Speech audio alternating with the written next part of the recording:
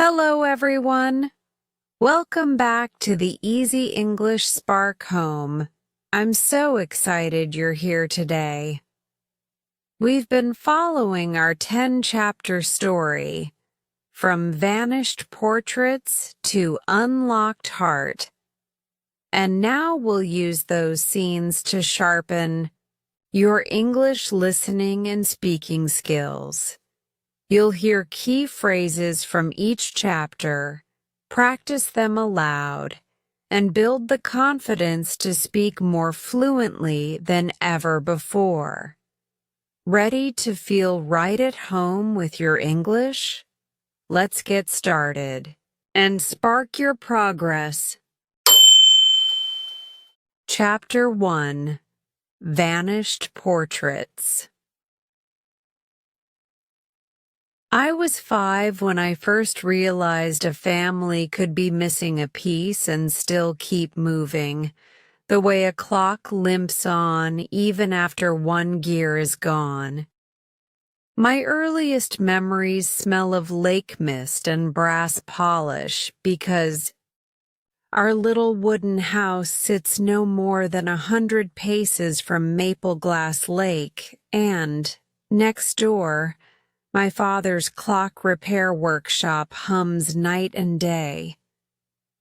Every sunrise I woke to the steady tick-tick of pendulums he'd left running on the kitchen shelf, tiny guardians marking time while he snored on the sofa after another late shift. Mother is a rumor in that house, a name without echoes.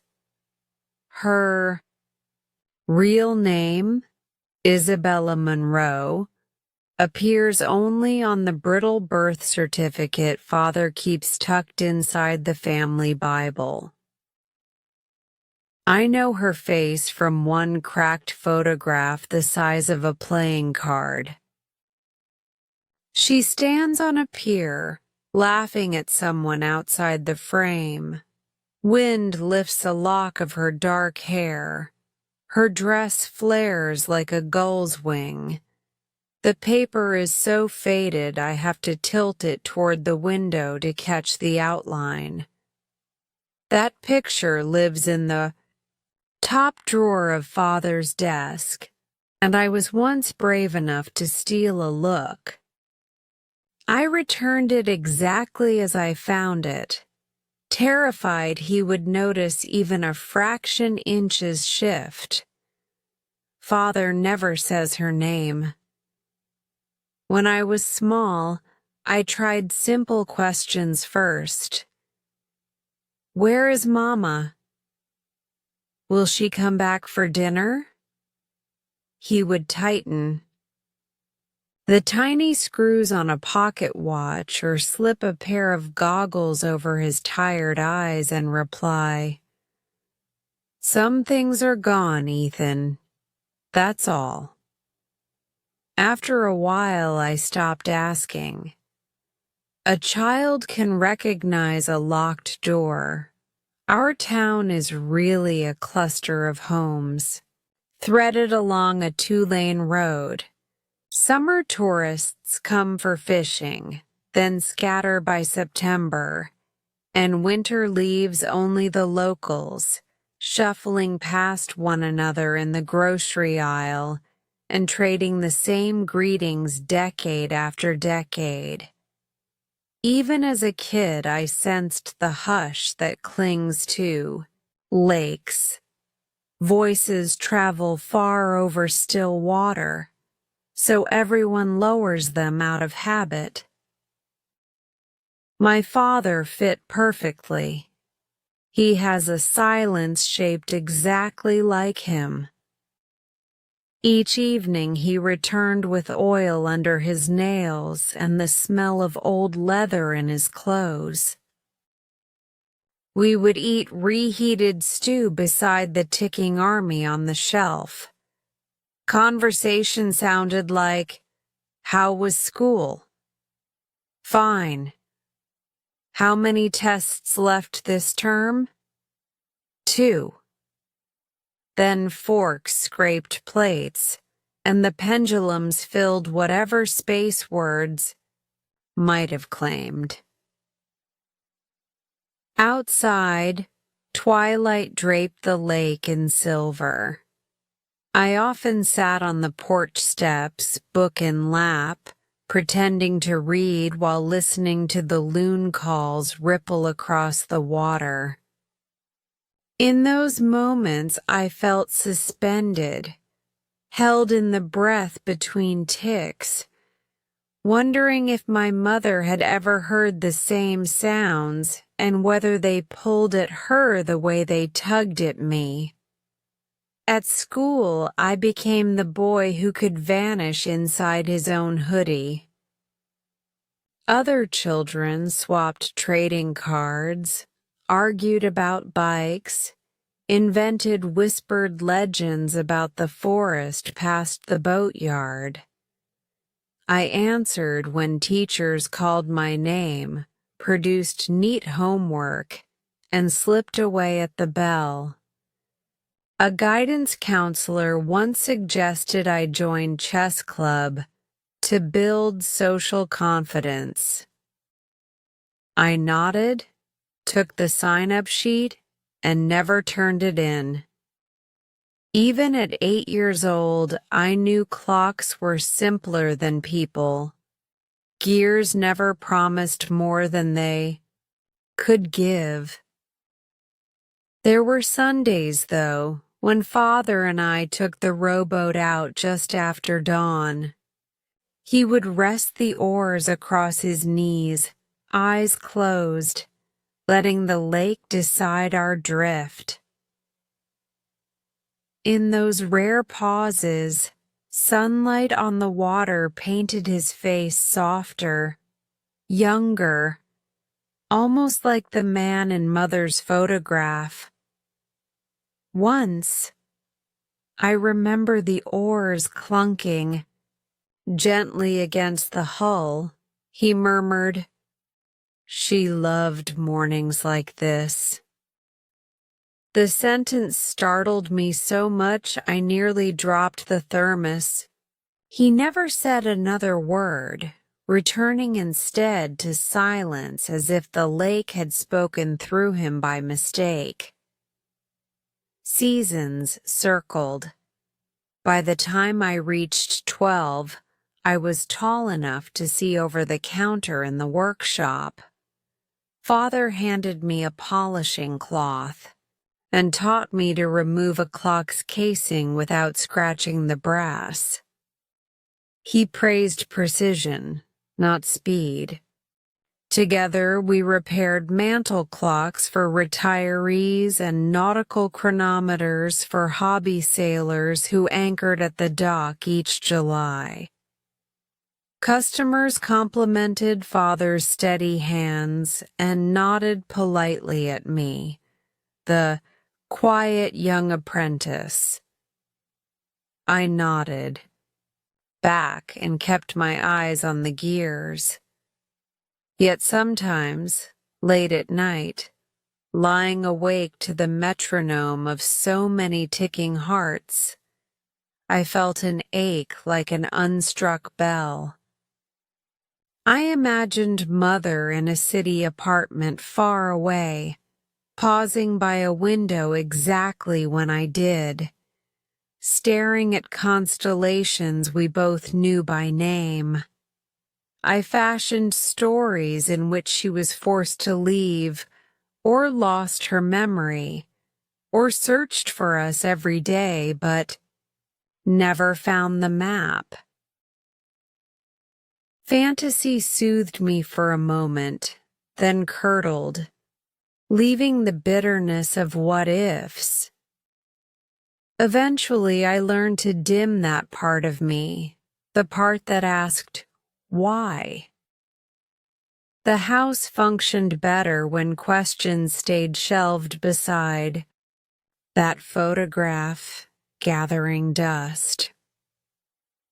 High school arrived, bringing louder hallways, sharper elbows. My classmates acquired driver's licenses, weekend bravado, heartbreaks recorded in social media posts. I commuted between textbooks and the workshop, the smell of sawdust in the school woodshop overlapping with the varnish father used on vintage cases. Teachers wrote promising analytical mind on report cards, and I considered college brochures only long enough to file them under the bed. Moving away felt like abandoning a watch still mid-repair. Father never advised me otherwise. He expected continuity, not departure. And so I remained a fixture. Ethan Monroe, the lakeside clockmaker's son, nearly a man, yet still turning the same small key on the same brass backplates day after day. If I glimpsed my reflection in a shop window, I saw a face neither smiling nor scowling, just paused, waiting without knowing what for. All the while, the empty seat at our dinner table stayed empty, and the photograph remained in its drawer, unchanged except for fading edges. Father's silence became mine, as if I'd inherited it the way other sons inherit freckles or broad shoulders. I sometimes wonder whether an outside observer, one of those summer tourists perhaps, could detect the hairline cracks beneath our calm surfaces. Would they notice the way Father's hands shook for half a second after he set a delicate balance wheel? Would they see how my gaze lingered on families strolling the pier? Probably not. A clock seems whole until it stops. Looking back, I realize those years were the long inhale before a story truly starts. Back then, I believed life was a closed circuit. Lake house, workshop, school, lake house again, ticking forever. I did not foresee anyone bold enough to pry open the casing I'd welded around my heart. I certainly did not expect a stranger to walk through the workshop door and reset all our gears. But that disruption belongs to another chapter. For now, remember the stillness, the missing portrait, and the boy who chose the steadiness of ticking. Hands over the risk of living flesh. Remember the house that echoed with clocks instead of laughter. That is where my story begins, where time was measured, not felt, and where the photograph in the drawer waited patiently for light. Chapter 2. Echoes of Silence. Morning begins before sunrise. I wake to darkness and the softened clicking of the night-set clocks, mantelpieces, travel alarms, even a brass ship's chronometer whose hands glow faint green. They mark 5:02. Without needing my confirmation. The house smells faintly of oiled wood and yesterday's coffee grounds. Somewhere beyond the curtains, Maple Glass Lake exhales a thin mist that creeps across the back garden and presses its cool face to the kitchen windows. Father is already up. I hear him downstairs, clearing his throat the way he does when dust clings to his lungs. He does not call my name, He never has. Our routines unspool with the certainty of gears, no orders required. I dress quickly, fold the blankets square on the bed, and pad along the narrow hallway. Floorboards sigh but do not squeal. I have learned which planks to avoid. In the kitchen, he stands at the counter in work trousers and a denim shirt, sleeves rolled to his elbows, wrists thin but steady. A small camp stove, that ancient thing with two sputtering flames, warms a pot of oats. He lifts the spoon, tastes, nods once. I pour water into mugs and wait. We eat facing the window, shoulder to shoulder, unhurried. When a loon's cry echoes, off the water he tilts his head, listening, and a crease softens between his brows. Then the moment passes, and he reaches for his toolbox beside the door. The workshop sits 10 paces from the house, attached by a covered breezeway father built before I was born. Inside, it is always dim, always humming. Bulbs fixed under wooden shelves provide narrow cones of light in which the smallest watch springs can be seen. Dust, caught in those cones, drifts as slowly as snow. On one wall hangs a chalkboard where Father writes the day's cue, bent minute hand, grandfather clock, Mrs. Arroyo, replace main barrel spring, pocket watch, Mr. Dyer, full service, late Regency bracket clock, town library. He prints the names in block letters so no swirl of cursive will mislead him later. Beside each line he leaves a box. When a job is done, I fill the box with white chalk, an act that feels ceremonial, another gear fitted into place. Our silence is not hostile, it is utilitarian. Words are like lubricating oil, useful in tiny drops, disastrous in floods. Still, sound exists here. It lives in the scrape of a flathead screwdriver, the pop of a gear seat giving way, the gentle exhale father releases when a newly balanced escapement begins to beat in perfect, measured time. By 7:30, the workshop door sticks open and sunlight groups itself on the concrete floor. A pair of swans drift along the lake just visible through the window panes. The town begins to stir. Somewhere a delivery van backfires. Somewhere church bells test their ropes. But in the shop, the universe is contained within walnut cases and glass domes.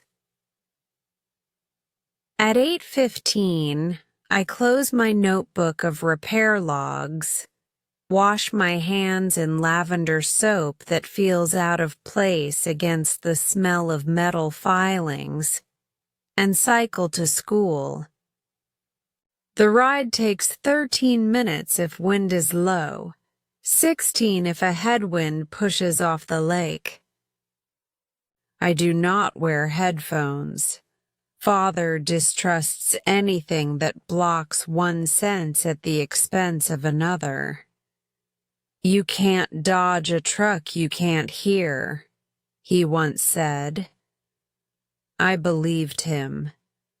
School corridors are another type of clock, louder but equally predictable. Lockers bang, sneakers scuff, voices ricochet. I slip through these corridors like the second hand on an unwound watch, present but powerless.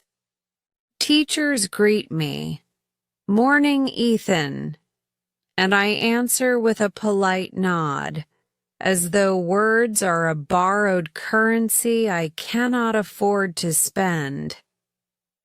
First period is mathematics. I sit second row from the back so I may see without being seen. Mr. Chandler works quadratic equations on the board. The girl beside me scribbles them as well, but adorns each margin with constellations of tiny stars. When she nudges the paper my direction, eyebrows lifted in question, I manage a half smile and return it. She needs the gesture, not the answer, and I allow that small exchange to float away like pollen. During lunch, I retreat to the library's north alcove. The librarian, Mrs. Graham, moves in slippers to muffle her steps across hardwood floors. She knows I favor biographies of astronomers, Tycho Brahe, Vera Rubin, Katherine Johnson, people who listened to the cosmos because humans were too noisy. She slides a new title toward me without comment. I thank her in a whisper and sit beneath. The mullioned window where dust motes dance like microscopic planets. Out on the quad, clusters of students share jokes that flare bright and vanish. Their laughter reaches the window as a muffled choir that somehow makes the silence in my alcove feel intentional, cultivated. By 3:30 classes end, and I pedal to the grocery for a half loaf of rye bread and fresh carrots, items father wrote on a slip by the sink. The cashier, Mr. Lowell, tries small talk about that game on Saturday. I angle my face into what I hope approximates interest, offer 2 syllables, sounds close, and swipe the debit card father entrusted to me when I turned 16. Mr. Lowell throws in a discount sticker nobody asked for. I nod thanks and leave. Back home, the workshop smells stronger, warmed by afternoon light. Father has removed his shirt, thin undershirt stained with brass polish, spectacles perched low on his nose. A Seth Thomas wall clock lies disassembled on velvet. I set the groceries on the counter, wash again, and take my place opposite him across the bench. He passes me a barrel with broken mainspring. I measure it, note the caliber, and rummage through labeled drawers for a fit. Metal clinks, wood slides, no voices intervene. We work until the sky turns saffron. Only then does father straighten, rub the back of his neck, and say the single sentence that acts as dismissal. Let's call it. In the kitchen, we reheat carrot soup. I mince the vegetables 2 nights prior. Steam rises. We sit. The pendulums speak for us. Once the radio crackles with news from the capital, budget talks, a distant cyclone, but father flips it off before a full headline can form. Current events feel irrelevant inside our microclimate of ticking hearts. After dishes, father returns to the workshop for final checks, and I wander down to the dock. The lake surface lies still as a polished lens. Stars appear one by one, fractal reflections doubling in the water. I read a chapter beneath the lantern light, but the words blur. Instead, I watch dragonflies tracing invisible figures in the dusk. Somewhere along the opposite shore, coyotes yip. Their calls bounce across the water in dissonant chords that fade into a hush more profound than silence. The hush of withheld questions, of long unspoken names. Eventually, I close the book, mark the page with Mrs. Graham's paperclip, and return inside.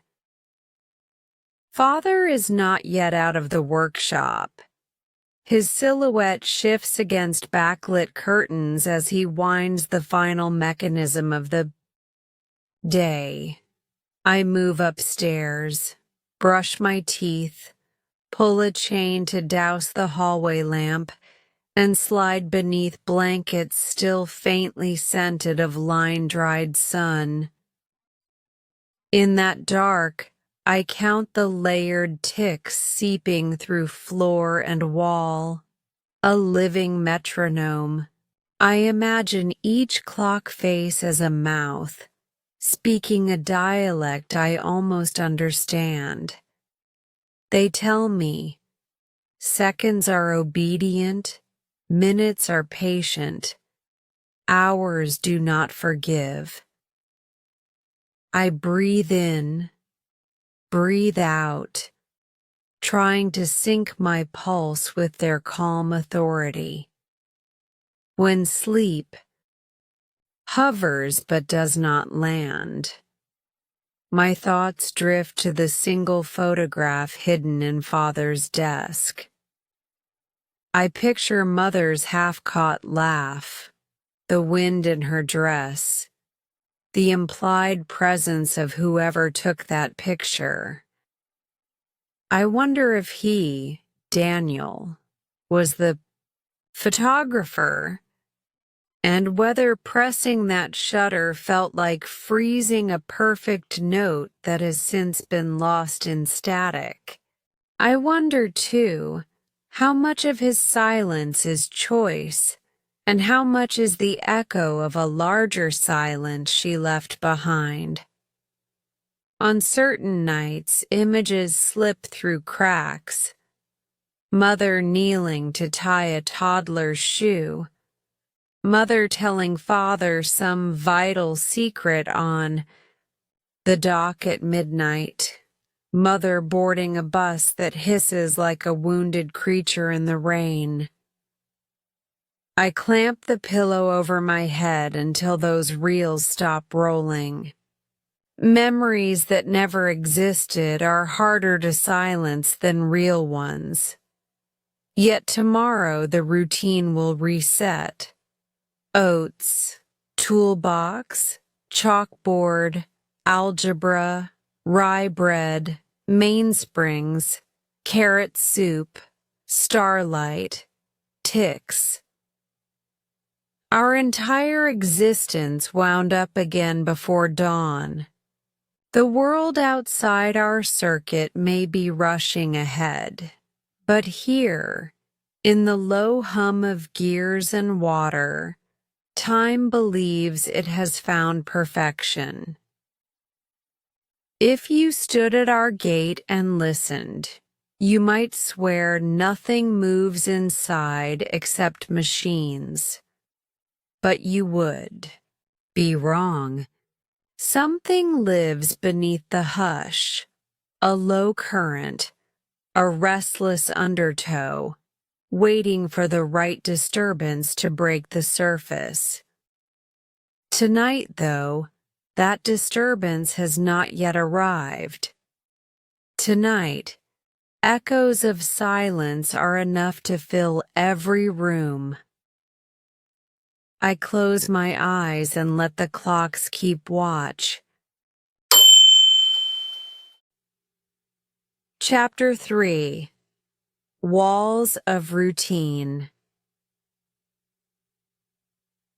Time, like lake water, wears a groove if it is allowed to flow in the same direction long enough. By the year I turned 17, that groove had become a trench so deep I no longer saw over its edges. I rose each morning at 5, just as the sky shifted from ink to pewter. I brewed chicory coffee for Father. He insisted caffeine was too jittery for the wrist work of a clockmaker, then spooned my own portion into a chipped enamel mug. We stood facing the window while we drank, two silhouettes colored faintly by dawn. Conversation was as minimal as ever, yet I had come to sense an entire vocabulary in his posture. A lifted shoulder meant a gearbox had fought him the night before. A tighter jaw foretold an impatient client. Words were unnecessary because our behaviors repeated so faithfully that any deviation, however slight, was louder than speech. After breakfast, we followed the covered breezeway to the workshop, Father. In front, me half a pace behind. On clear days, Robin stitched music across the rafters. On wet days, the roof's tin panels thumped a hollow cadence. Inside, Father flicked on the lamps one by one, creating islands of yellow light in a sea of shadow.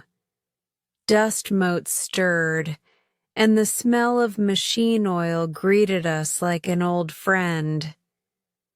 Without instruction, I fetched ledger books, opened drawers, arranged, repaired clocks on a velvet runner. Then the day began ticking in earnest. Customers arrived with predictable regularity. Mrs. Reyes every other Monday with her cuckoo clock, its tiny wooden bird rendered mute by humidity. Dr. Pritchard at the start of each month, worried that his silver pocket chronometer lost 1 second per week.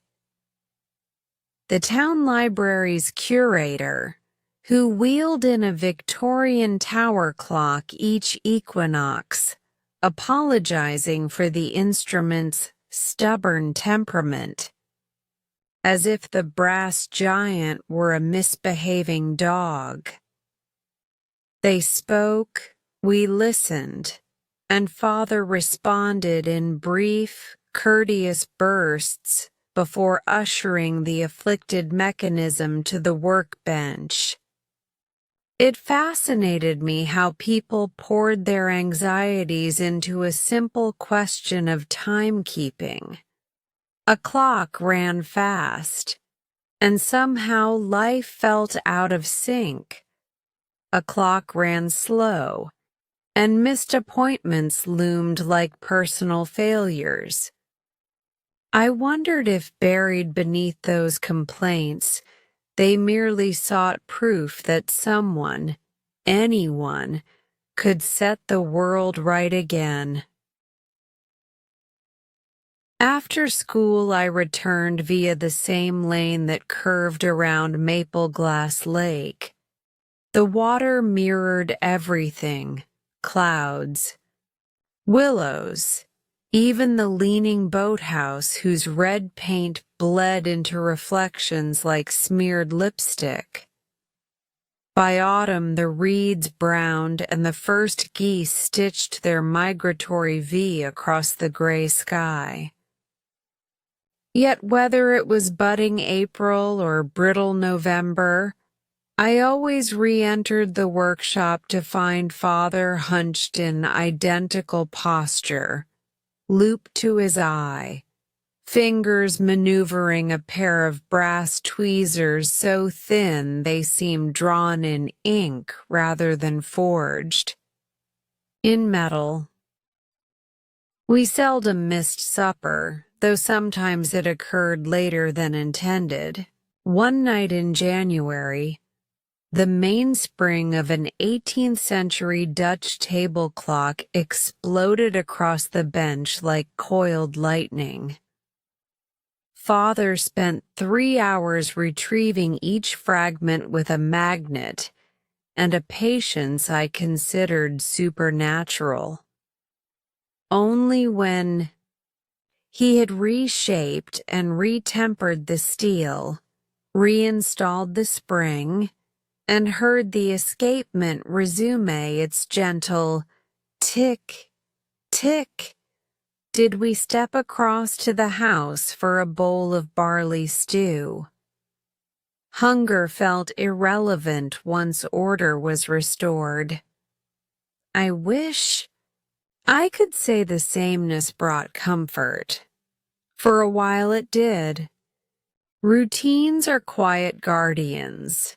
They shield a person from the chaos that lurks outside the garden gate. But guardians can also be jailers.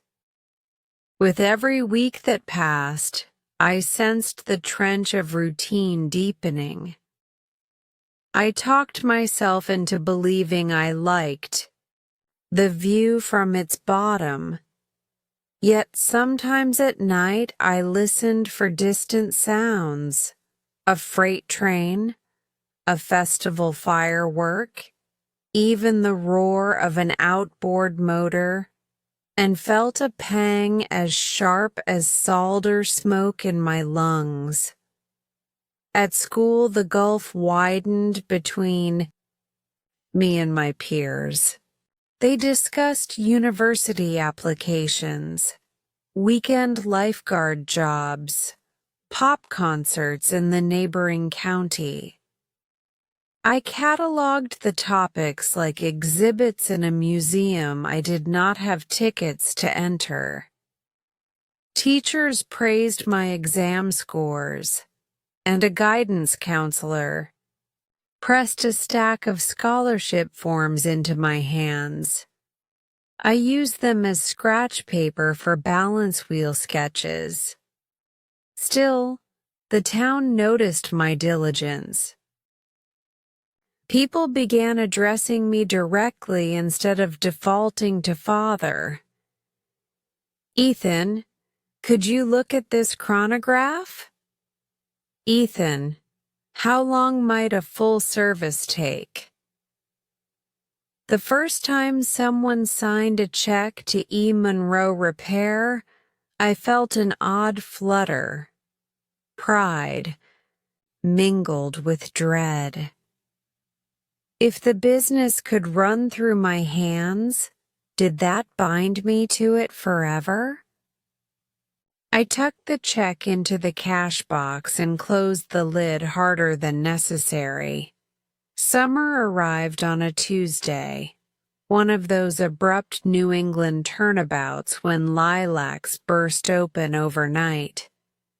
The library asked me to install a small exhibit, 12 timepieces, chosen to illustrate the evolution of escapement technology. They trusted me with labeling cards and display angles. Setting each clock on velvet, I felt oddly exposed, as though revealing pages from a private diary. yet visitors cooed in appreciation. A child pressed her nose to the glass and exclaimed, "They're like tiny worlds." I almost answered but found my throat unwilling. Words stayed inside, stirring like fish beneath ice. Father rarely left the workshop except for essential errands. Yet every Sunday afternoon he rode alone to the center of Maple Glass Lake, dropped anchor, and sat motionless for exactly 40 minutes. He carried no fishing pole, no binoculars, just a tin coffee cup. I watched from the shore sometimes, wondering what thoughts ticked behind his stillness. He returned neither lighter nor heavier, only restored to that neutral balance he preferred. One late July evening, a summer storm broke over the water with theatrical fervor. Lightning gutted the sky in white ribs. Thunder drummed the hills. We unplugged everything, but the power flickered off anyway. Lantern light threw long shadows across the workshop. The abrupt quiet, no clock motors, no fluorescent buzz, felt like being transported to an era before minutes mattered. Father cleared his throat. I thought he might speak, say something inconsequential just to disperse the hush. Instead, he placed a candle beside a half-open carriage clock and kept working. Outside, rain slapped corrugated iron. Inside, he measured gear teeth by pale flame. I realized then how utterly he depended on constancy. The external world could rage, but within arm's reach he would maintain exact ratios. August brought the county fair. Colorful posters fluttered on telephone poles, promising Ferris wheels and bluegrass music. Friends urged me to come Saturday night. "Everyone's going," Janelle from chemistry said, eyes hopeful. I mumbled an excuse, "Schedule's tight," and slid past. Saturday evening I stood in our driveway and heard distant shrieks of laughter cast over the pines. My lungs tightened, but my feet remained cemented. I retreated to the shop, found an orphaned minute hand, and occupied myself fashioning a replacement, bushing until the fireworks faded unseen beyond the roofline. Yet small cracks appeared in the wall. Once, Mrs. Reyes complained of a humming inside her cuckoo's case. I listened and identified an unrelated vibration from a loose window latch in her parlor. She laughed in relief, placed a warm hand on my shoulder, and said, "You have the ears of a doctor." Her touch startled me more than her compliment. I realized the trench had dulled my senses to casual warmth. After she left, I washed that shoulder in the sink, confused by the lingering imprint of her fingers. Autumn peeled the green from hillsides. Father's joints creaked perceptibly. He began assigning me the heavier mantel clocks, muttering about old bones.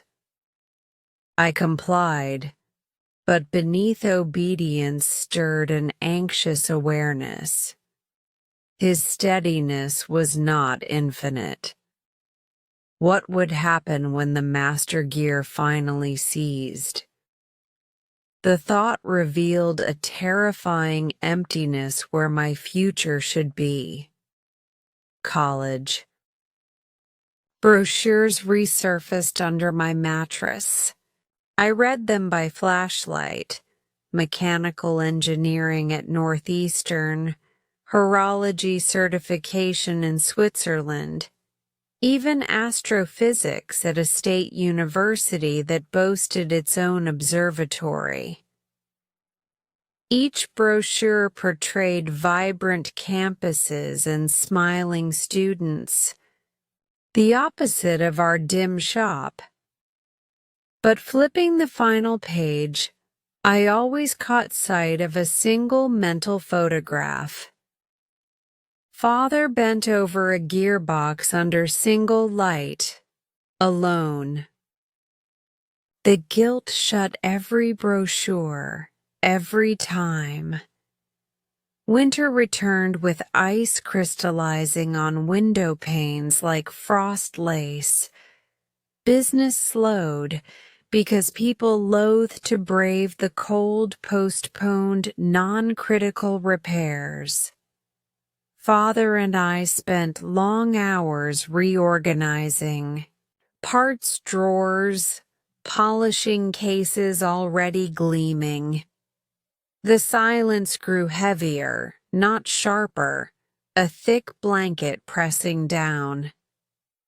Some days I almost spoke her name, Isabella, just to see whether the syllables would crack the air. But habit strangled the impulse before it reached my tongue, and so the walls of routine held. From the outside they looked sturdy, responsible, admirable even. Inside, they functioned less like masonry and more like mirrors. Wherever I turned, I saw only the same reflection. Ethan Monroe, apprentice, son, placeholder. Yet a tiny fracture had begun crawling across that image, hairline, but relentless, as sure as rust on a neglected spring.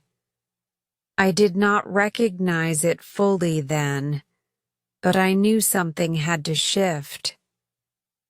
A clock cannot be overwound forever. Eventually, either the spring snaps or the hands seize. I thought perhaps I would snap first, bolt a bag to my bicycle rack and follow the river road until it became highway, then interstate, then whatever lay beyond.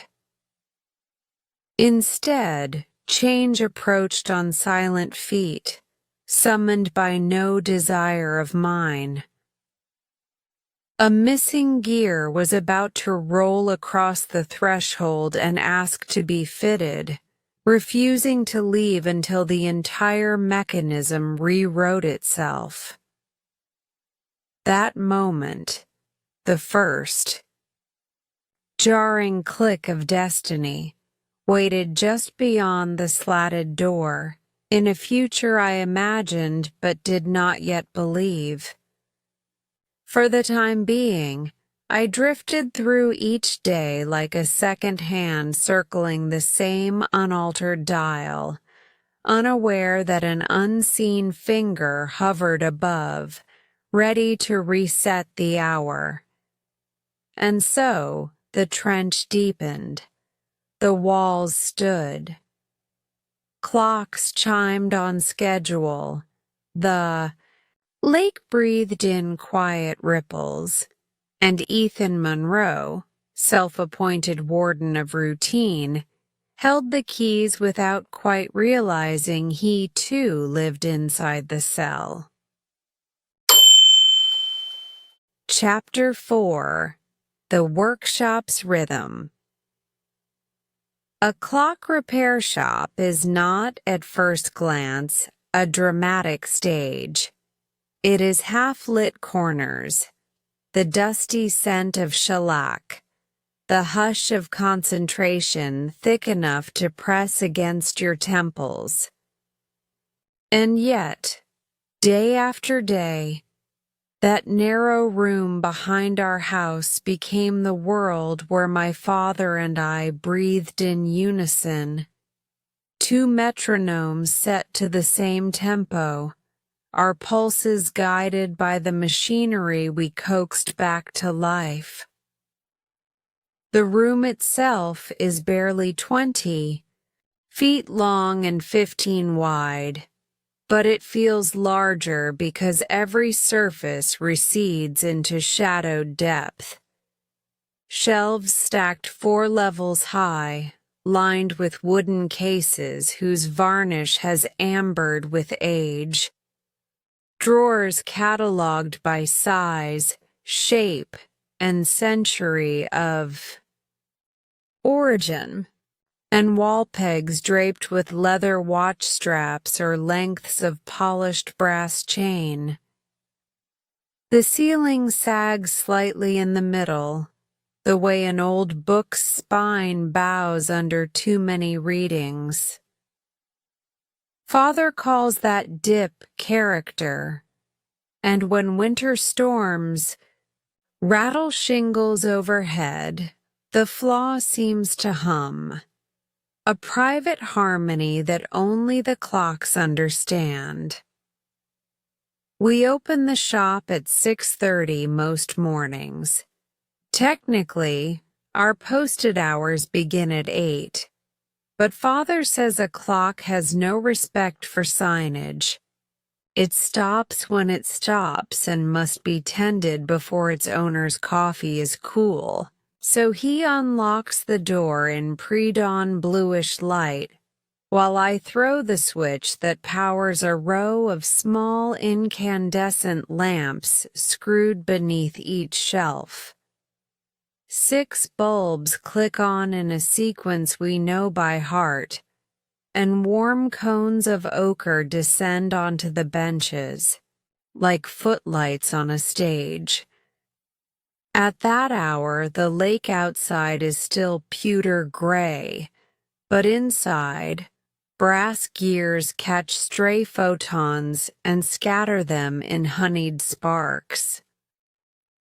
First duties are simple, meditative. I wind the 31-day regulator that dominates the north wall, its mahogany case taller than I am, its gong coiled like a brass serpent beneath the dial. Father refills a dish of horological oil, half a teaspoon at most, because anything more will spoil before we use it. We both move slowly, bodies waking alongside the tools. There is an unspoken principle. Do nothing abrupt until the shop itself has had time to inhale. By 7, the workbench sings with minor noises, screwdrivers ringing the glass surface, tweezers clicked shut, the occasional metallic ping of a balance spring finding its seat. Father and I rarely speak before noon, but a fluent exchange happens anyway. If he slides the vernier caliper to my side, I know he needs an outside jaw measurement. If I pass him a steel stake instead of a brass one, he grunts once, our mildest form of correction. We are, in those hours, 2 halves of a single craftsman. Clients arrive in waves that match the town's routine. At 8:15, Mr. Adair appears punctual as the trains he once conducted, carrying a silver pocket watch engraved with Celtic knots. He apologizes for bothering us again every visit, though we both know he cherishes the ritual more than the watch's accuracy. Without this pilgrimage, he insists, retirement would swallow his sense of direction. Father listens, nods, then lifts the outer case, exposing the heartbeat within. I note the amplitude, jot the numbers, file the ticket. Mr. Adair leaves a cinnamon muffin wrapped in waxed paper. Breakfast for Ethan, he says, because boys need sugar more than old men. At 9:10, the door chime jingles twice. First for Mrs. Patel, who teaches piano downtown and brings her metronome whenever its beat wavers, and again for the Winthrop brothers, identical twins who bicker over which of their diver-style wristwatches loses more seconds in salt water. The twins' arguments are comic relief. Your crown gasket is the culprit. No, yours, you barnacle. And Father settles their debates with calm precision, always revealing that both watches drift equally. He charges them half price on the condition they remember that time belongs to no man, least of all bickering sailors. Between customers, the workshop is a laboratory of whispers and clicks. We clamp cases to soft-jawed vices, mark bridge screws with chalk, and bathe tiny wheels in naphtha baths no bigger than teacups. I once tried counting the parts inside an average 3-train chiming movement and gave up at 400. Father chuckled, told me the count mattered less than the patience to disassemble and reassemble without losing a single pivot. Horology, he said, is the art of remembering where everything belongs. His eyes, magnified by the loupe, seemed to hold entire constellations of gear teeth. Lunchtime is theoretical. Sometimes it happens at 11, sometimes not until 3 when our hands begin to shake. We sit on high stools, backs curved like parentheses around bowls of whatever soup survived from the night before. Silence endures. But it's different now, companionable, the way 2 rowers share breath between strokes. While we eat, the ultrasonic cleaner on the sideboard zings a gentle tremolo, vibrating tarnish off a tray of French carriage clock parts submerged in blue detergent.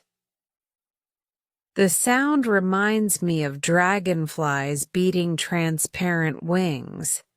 Afternoons bring. The hum of Father's radio, set low to a classical station broadcasting from across the state line. A string quartet drapes itself over ticking escapements. The synergy is hypnotic. Mechanical staccato under melodic legato, order under freedom. I can feel my heartbeat adjust, syncing first with the music, then with the clocks, until the 3 rhythms weave into something that seems to hold the whole room aloft. As daylight angles steeper through dusty glass, we reach what Father calls the point of diminishing light, when a shaft of sun across the workbench blinds more than it illuminates. He lowers the blinds an inch, and the world contracts to the glow of our lamps. This is my favorite time. No customers, no phone, only the hush of relentless focus.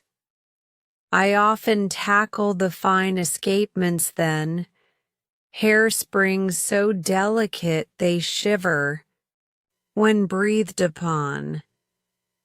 A misaligned culé or kink in the outer terminal coil could add 15 seconds error per day. Unacceptable. Under the microscope, each coil is a silver helix, the architecture of a seashell, and guiding it back to symmetry with brass tweezers feels like negotiating peace between rival nations. Father specializes in wooden-cased long clocks. He prefers the smell of pine and cedar released when he slides off a back panel. While I fuss with millimeters, he confronts feet of pendulum rod, rebushing pivot holes the width of barley grains. Occasionally he pauses, steps back, and regards the tall clock like a physician assessing posture. He may adjust the rating nut half a turn, listen to the tick-tock settle, tilt his head. Without lifting his gaze from the case, he asks, "Hear it?" I nod, though sometimes I don't know exactly what. He smiles the faintest upward crease, approval measured in microns. Dusk brings closing rituals. We check mainsprings for safe. Let down, log entries in the ledger, cover workbenches with cloth to shield them from night dust. Father says dust never sleeps. I sweep shavings from the floorboards. He sterilizes tools in the tiny UV cabinet. When we switch off the bench lamps, the room falls into a gloaming threaded only by the regulator's moon phase dial, which glows ivory in darkness. Outside, the lake is black glass. Frogs tune their throats along the shore, a rough counterpoint to the clock's disciplined chatter still audible through the breezeway. We leave the door ajar. Father claims a workshop must breathe at least as much as its craftsmen. He carries a lantern. I carry the day's trash. Tiny envelopes of worn bushings, lint from polishing cloths, coffee grounds from the mid-afternoon. Pot we finished hours ago. Dinner is plain but nourishing. Boiled potatoes, pickled beets, leftover roast chicken, always sliced thin to make it last. We eat without ceremony, yet I sense communion in the scrape of cutlery and the steam fogging window panes. Some nights Father hums a phrase of cello music under his breath. Other nights he simply eats, eyes distant. I have learned not to fear either mood. They are movements within the same symphony. When dishes are washed and stacked, Father often returns to the shop for one more check. I trail him sometimes, pretending I forgot a tool just to watch. He stands before each clock, listening, not to be certain they run, but to ensure they agree. An orchestra of 60 individual tempos must, in aggregate, feel balanced. He tilts his head left, right, like a conductor verifying the woodwinds are in tune with the brass. Satisfied, he dims the lantern, and we retreat across the breezeway under a sky thick with stars. In my room, I roll the day's impressions between my palms like marbles. The fragrant bloom of cedar dust, the slick snap of tweezers closing, the echo of father's rare chuckle when a stubborn pivot finally submits. Some images lodge deeper. A fragment of cracked enamel dial catching light like moonlit bone, or a gear train splayed across velvet cloth, so complex it resembles a galaxy, frozen mid-spin. I am tired. My shoulders ache, fingertips tingling from hours of micropressure. But sleep hesitates. Through the floorboards, the clocks gossip in their many dialects. Vienna regulator, French crystal palace, American Ansonia, German Jahresuhren fabric 400 day. Each claims a slice of the night like radio towers broadcasting separate programs. Yet somehow they harmonize, creating a lullaby that sustains rather than sedates. The sound is proof the world still functions, seconds preceding, minutes gestating, hours assembling into tomorrow, and tomorrow will replicate today. Chicory at dawn, lamplight, Mrs. Reyes's cuckoo shrieking half an octave flat, my own hands coaxing life from a jeweled palette fork. Repetition should bore me, perhaps. Teenage hunger ought to crave wider vistas, risk, novelty. Yet the rhythm of the workshop, its steady, disciplined breathing, feels less like confinement and more like scaffolding. It holds me upright, allows thoughts to climb. I wonder sometimes if Father knows how completely the rhythm owns him too. He resembles those small mainsprings wound inside pendant watches, compact, taut, reliable, unaware that tension is both strength and burden. Remove the spring from its barrel, let it relax, and it bends into a loose spiral, shapeless. I imagine Father on a beach somewhere warm, no tools, no timers, and the image refuses to resolve. He blurs, loses definition, like a photograph overexposed to sun.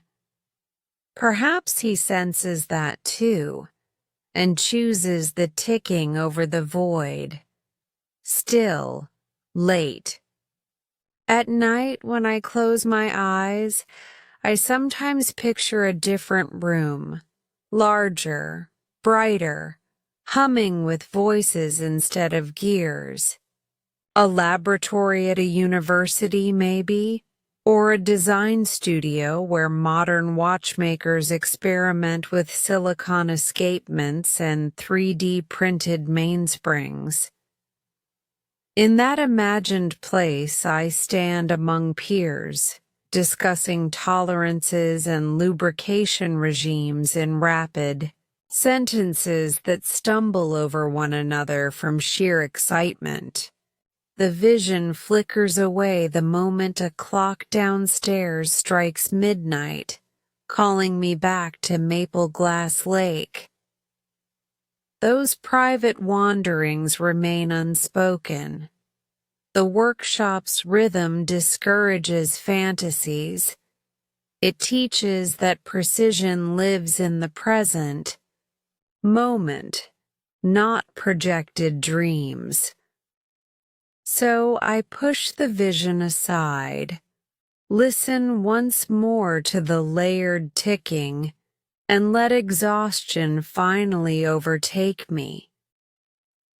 A breath before sleep, I recognize a paradox. The rhythm that steadies me also muffles me. Each correct beat drowns a wilder counter-rhythm urging change. I do not yet know which will prevail. I only know that tomorrow, when the regulator tolls 6 and father's footfalls cross the breezeway, I will answer the summons exactly on time, as I always do, and the great wheel of routine will begin another flawless rotation. What I cannot foresee, tucked safe beneath those gears, is how fragile such perfection is, how a single unexpected knock on the shop door, a single misaligned cog in our practiced ballet will send shockwaves through every neatly meshed tooth. For now, though, the workshop hums in contented equilibrium, each clock whispering its secret agreement to hold the night steady until dawn can shoulder its share. That is the music of our life. Not an anthem, not a dirge, but a measured fugue, repeating, resolving, returning. A rhythm so familiar I have nearly forgotten that music can change keys. Chapter 5. The First Visitor. I remember the day because nothing about it promised interruption. It was late March, one of those mornings that can't decide between winter and spring. A hoarfrost rimed the weeds along the lane, yet sunlight poured through the windows bright enough to make the brass cogs glint like coins. Father and I had nearly finished our pre-opening ritual, lamps lit, regulators wound, fresh paper slipped beneath the logbook's carbon sheet, when the shop bell chimed 3 clipped notes. Customers sometimes arrived before we unlocked the sign, but never with such urgency. The bell sounded again, a staccato double knock. Father glanced up, eyebrows raised, and I crossed the rubber mat to unlatch the door. She stood there astride a battered teal bicycle, breathing hard, cheeks flared, pink by the chill air. A canvas satchel hung from her shoulder. A single guitar pick, tied to its zipper pull, quivered in the breeze. Her hair, brown shot with copper, escaped in wisps from beneath a knitted cap. I took in all this at once, then forced my gaze to the problem at hand. The bike chain dangled like a snapped leash near her ankle. "Sorry for the noise," she said, exhaling a quick laugh that clouded in front of her lips. The chain broke halfway down Ridge Hill. I pushed the rest of the way and thought, well, clocks, gears, chains. Maybe you'd have the tools? Her words tumbled, each overlapping the next as if she feared a gate might slam shut before the sentence finished. I shrugged, opened the door wider, and turned to fetch the portable vise. In the corner of my eye, I sensed Father settling back to the workbench, leaving the encounter to me. I rolled the bicycle onto an oilcloth spread beneath the rear window, my usual spot for cuckoo cases too large for the main table. She hovered, uncertain what to do with her hands, so I gestured toward a stool meant for customers waiting on pressure tests. As I clamped the frame, I noticed small flecks of green paint on her knuckles, oddly bright against winter-dry skin. Been repainting? This? I asked before I could stop myself. Her smile brightened in surprise. Touch-ups, yes. It was my older brother's cruiser. He left for the Coast Guard 3 years ago, and the salt air rusted the chain beyond redemption. I figured a fresh coat might remind it life happens inland too. I lowered my head so she wouldn't see the involuntary twitch at the corner of my mouth, a reaction bordering dangerously on amusement. Focus, Ethan. Chain first.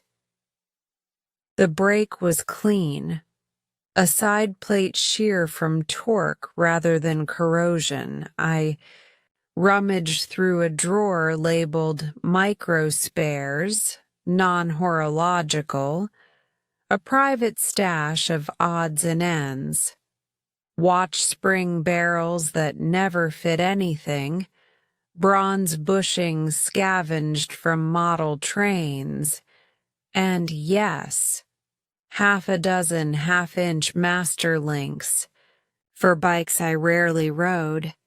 I found a match and levered apart the bent plates with 2 miniature screwdrivers. The girl, Zara Reed, a name I would learn 2 minutes later, leaned forward, elbows on knees. Unlike most patrons who fidgeted or texted while I worked, she watched.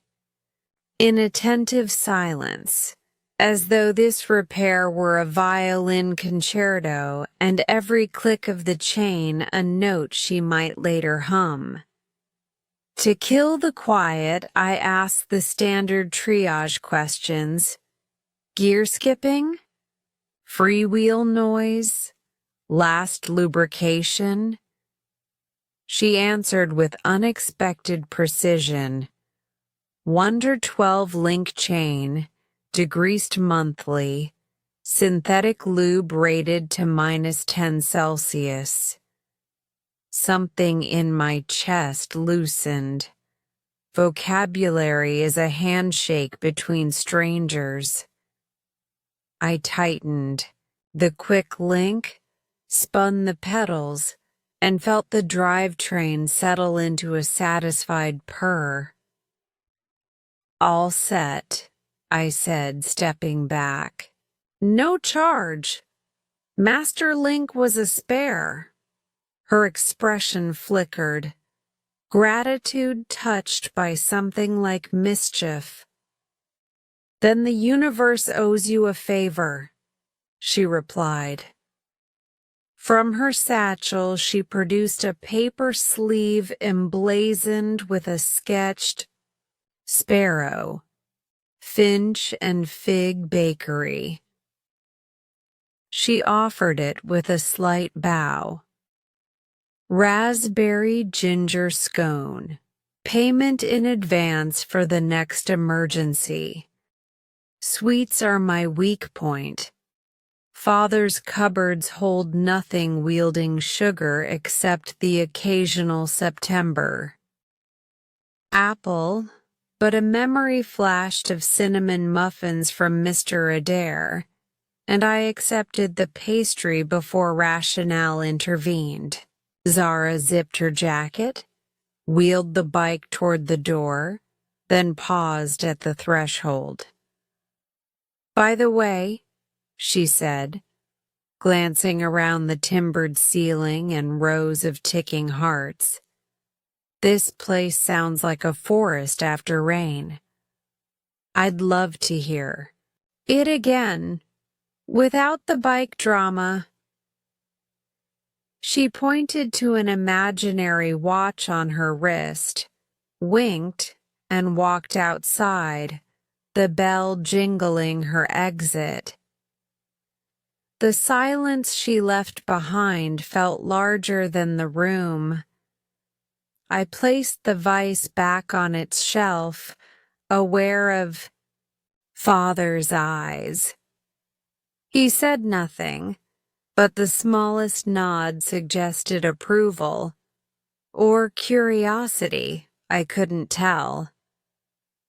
I returned to the bench, slid a disassembled verge fusee beneath the loop, and tried to drown the memory of copper hairs in the certainty of brocoat nuts and pallet stones.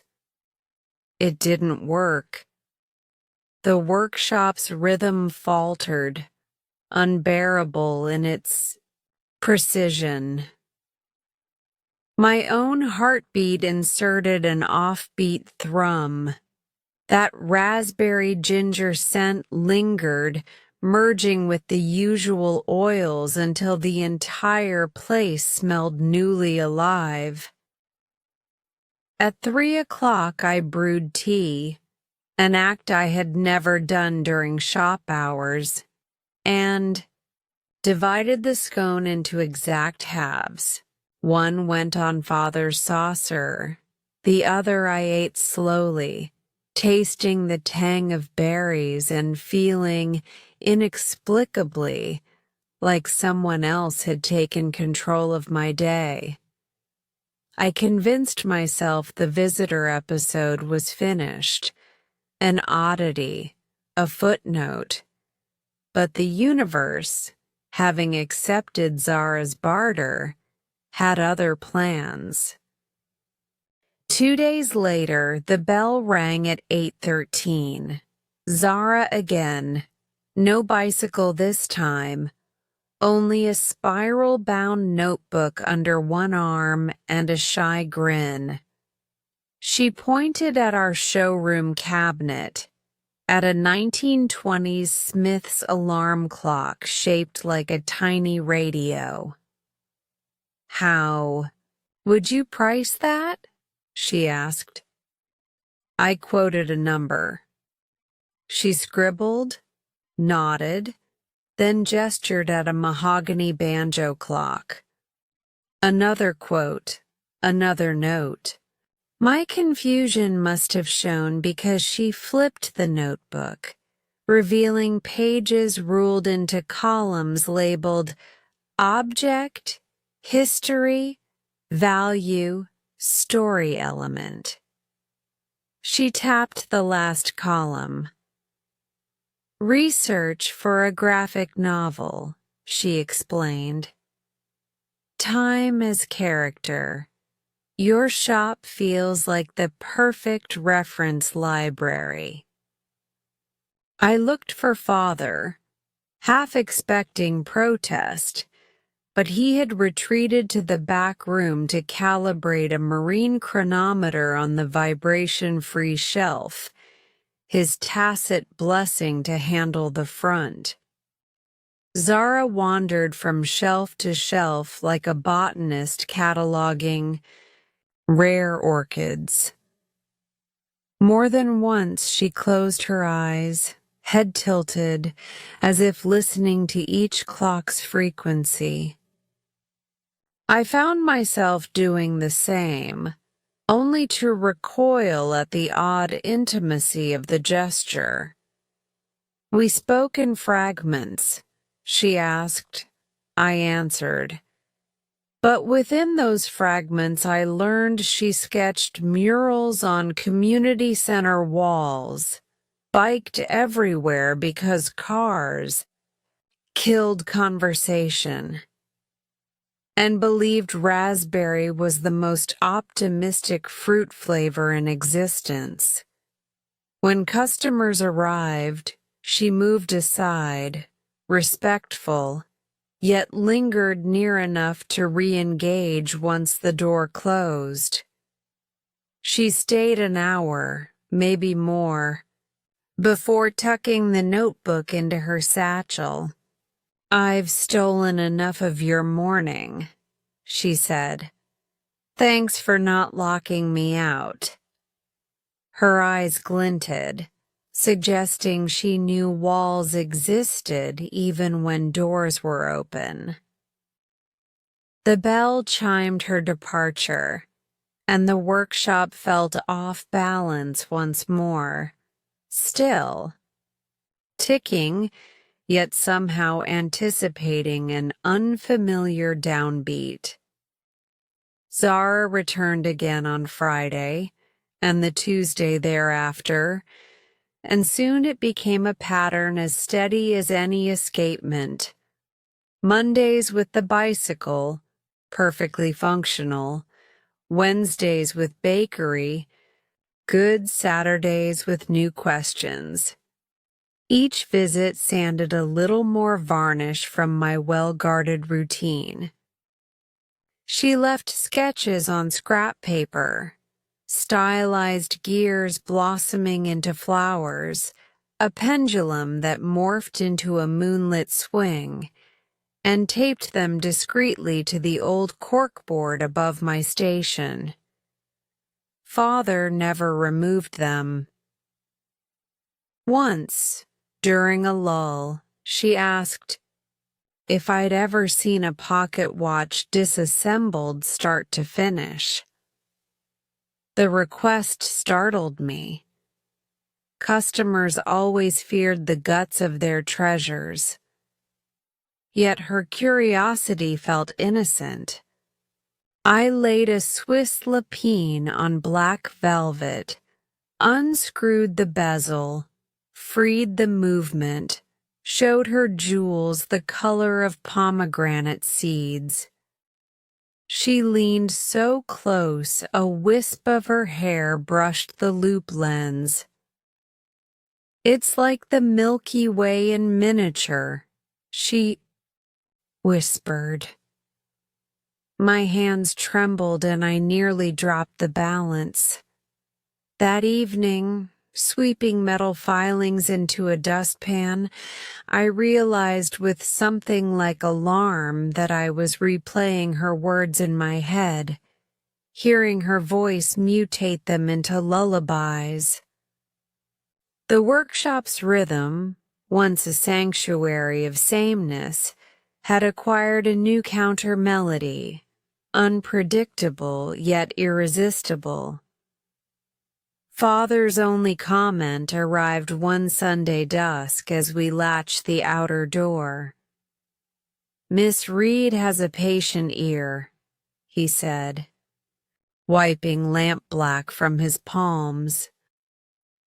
I waited for more, warning, teasing, concern, but he merely glanced at the lake, where twilight painted silver commas on the water.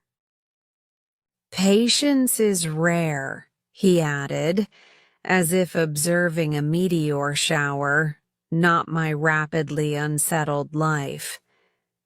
And that was that.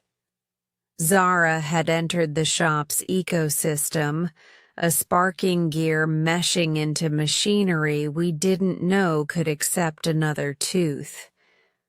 I tried each night to file the day away, to slot her visits between Mrs. Patel's metronome and the Winthrop twins' aquatic arguments. But she resisted categorization. She came with questions, left with stories, and carried our tideless quiet into a wider world of melody and paint. In retrospect, the first visitor was not only Zara Reed, it was upheaval itself, arriving disguised as a girl with a broken bicycle chain. She was the knock that jars a pendulum from its rut, the gust that tips a weather vane west when it has pointed north for years. I did not yet know what chapters would follow, or how the workshop's rhythm would stretch, warp, and eventually reverberate through every silence I had cultivated. But I sensed the air vibrating with possibility, the way brass rings after being struck. That night, while winding the regulator, I caught my reflection in the glass. For the first time in memory, the face staring back wasn't purely neutral. A faint tension pulled one corner of my mouth upward, as if practicing a smile that would bloom at dawn, when the bell might chime and the first visitor might arrive again. Chapter 6. Lingering Curiosity. The bicycle chain was hardly the last excuse Zara Reed found to appear at our door. Within a week, she had established a second schedule inside the one Father and I had polished for years. Mondays and Thursdays. She arrived mid-morning, sometimes with a clock-related question, sometimes armed only with a sketchbook and that half-apologetic smile. Wednesdays she cycled by near closing, claiming a Twilight ride helped her listen for new storylines. Saturdays, she turned up whenever the bakery's ovens released their first trays, gifting us pastries under the pretense that calories keep gears moving. I told myself her presence was harmless, an ornamental complication added to an otherwise plain watch face. Yet ornaments alter balance, and I soon felt every tick land a fraction differently in my chest. New patterns. The first change was auditory. Our shop's native soundtrack, pendulums, shellac brushes, the soft hiss of Father's radio, now interwove with external noises Zara imported. Handlebars knocking the door frame, graphite scratching paper, an occasional hum of melody she wasn't aware she was singing. When she sat on the high stool nearest the window, sun pooled on her boots, and the whole shop seemed brighter, as if dust motes chased her in spirals just to stay within her orbit. She seldom interrupted workflow. Instead, she observed, head tilted, recording details most customers never saw. The way Father steadied a barrel arbor against his thumbnail before lowering it into the mainspring. The way I breathed out each time I nudged a hairspring coil back into concentricity. Once she timed an entire balance wheel replacement on her phone, 3 minutes, 41 seconds, then grinned, declaring it the same length as my favorite guitar solo. I tried to laugh but produced a croak. Humor, like any tool, rusts, unused. Questions without engines. Zara's questions began as practical. Why do older cuckoos need an 8-day wait while newer ones manage with quartz? How can a 400-day torsion clock stay running when gravity barely swings its pendulum? I answered in measured paragraphs, relieved to operate from safe technical ground. But she soon pivoted to inquiries harder to index. Do you ever feel time speed up when you're happy? If you could pause 1 hour forever, which would you choose? Those had no diagrams, no spare parts, and I fumbled. She didn't press.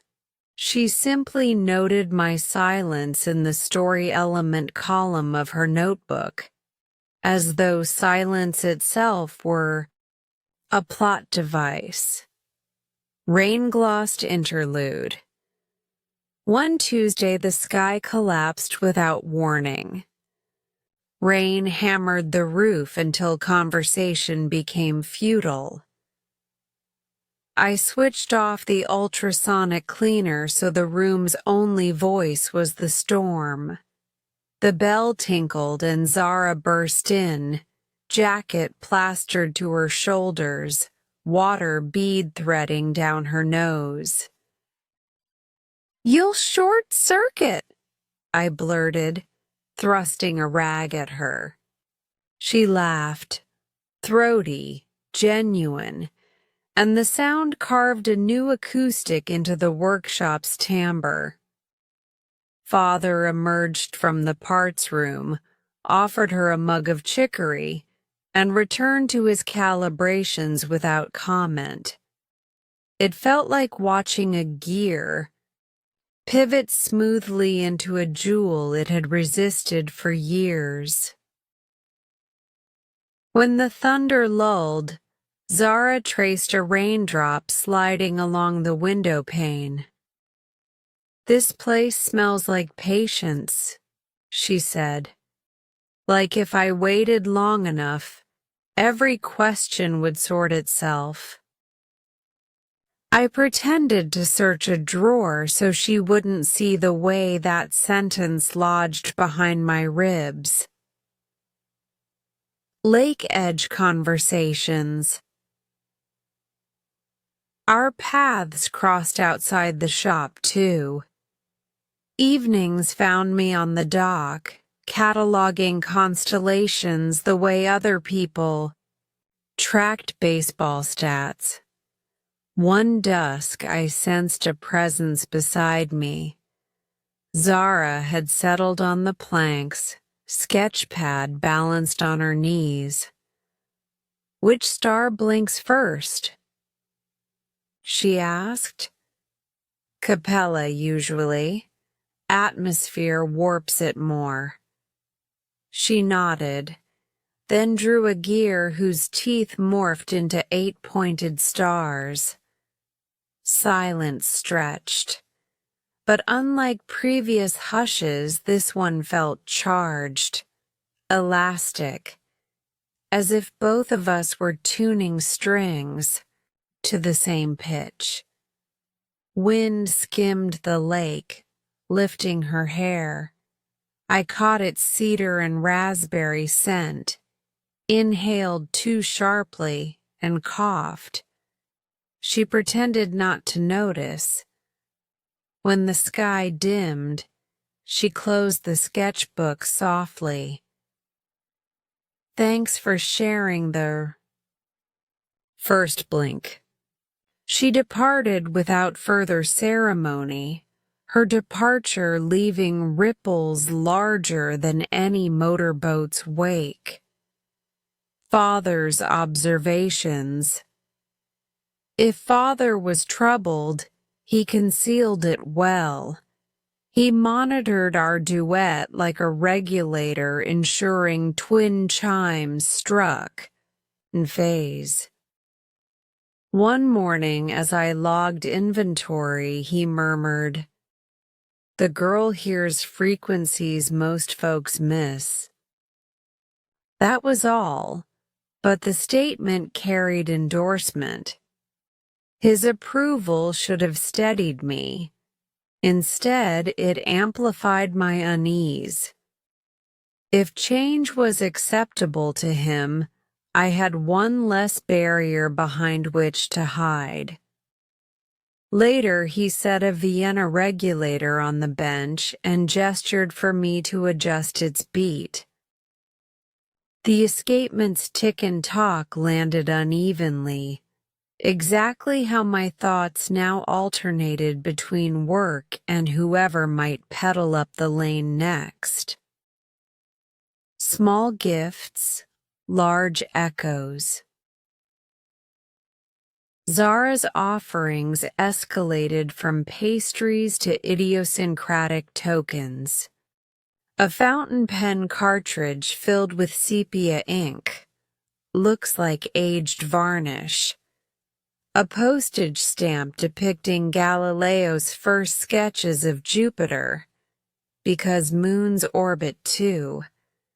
A seashell whose interior ridges, she insisted, echoed the golden ratio of clock gears. Each item arrived unwrapped, placed unobtrusively on my corner of the bench.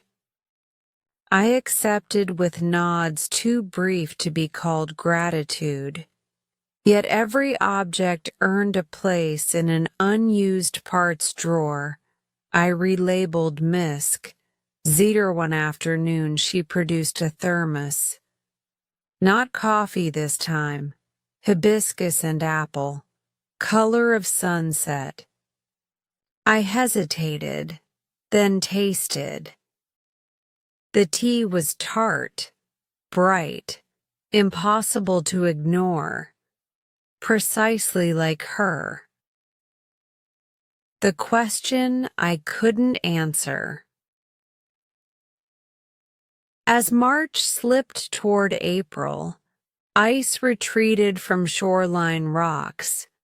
On a windless Saturday, she arrived earlier than usual, hair loose, eyes rimmed with fatigue as if she had debated visiting at all. "Can I watch you rebuild a palette fork?" she asked. I agreed, setting up a spare movement under the microscope, camera so she could see on the monitor. She leaned close, studying the jeweled horn, the impulse face, my tweezers coaxing pivots into place. When the fork finally snapped into equilibrium and the balance started, she exhaled like someone opening a long-locked door. Then she spoke so softly I almost missed it. "What keeps you balanced?" The question stunned me more than any broken mainspring ever had. My mind riffled through possible answers: discipline, habit, fear, but none fit. I swallowed, palms sweating through latex. Finally, I said, "The work." She didn't challenge me. She only nodded, but the look in her eyes told me she'd filed the response under incomplete. The word hung over the bench like flux smoke, refusing to disperse.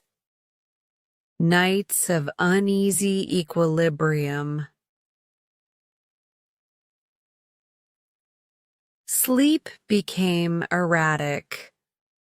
Ticks I had once found lulling now sounded interrogative, each asking what I planned to do about the growing void between routine and desire. I replayed our exchanges, examining them like cracked jewels under lamplight.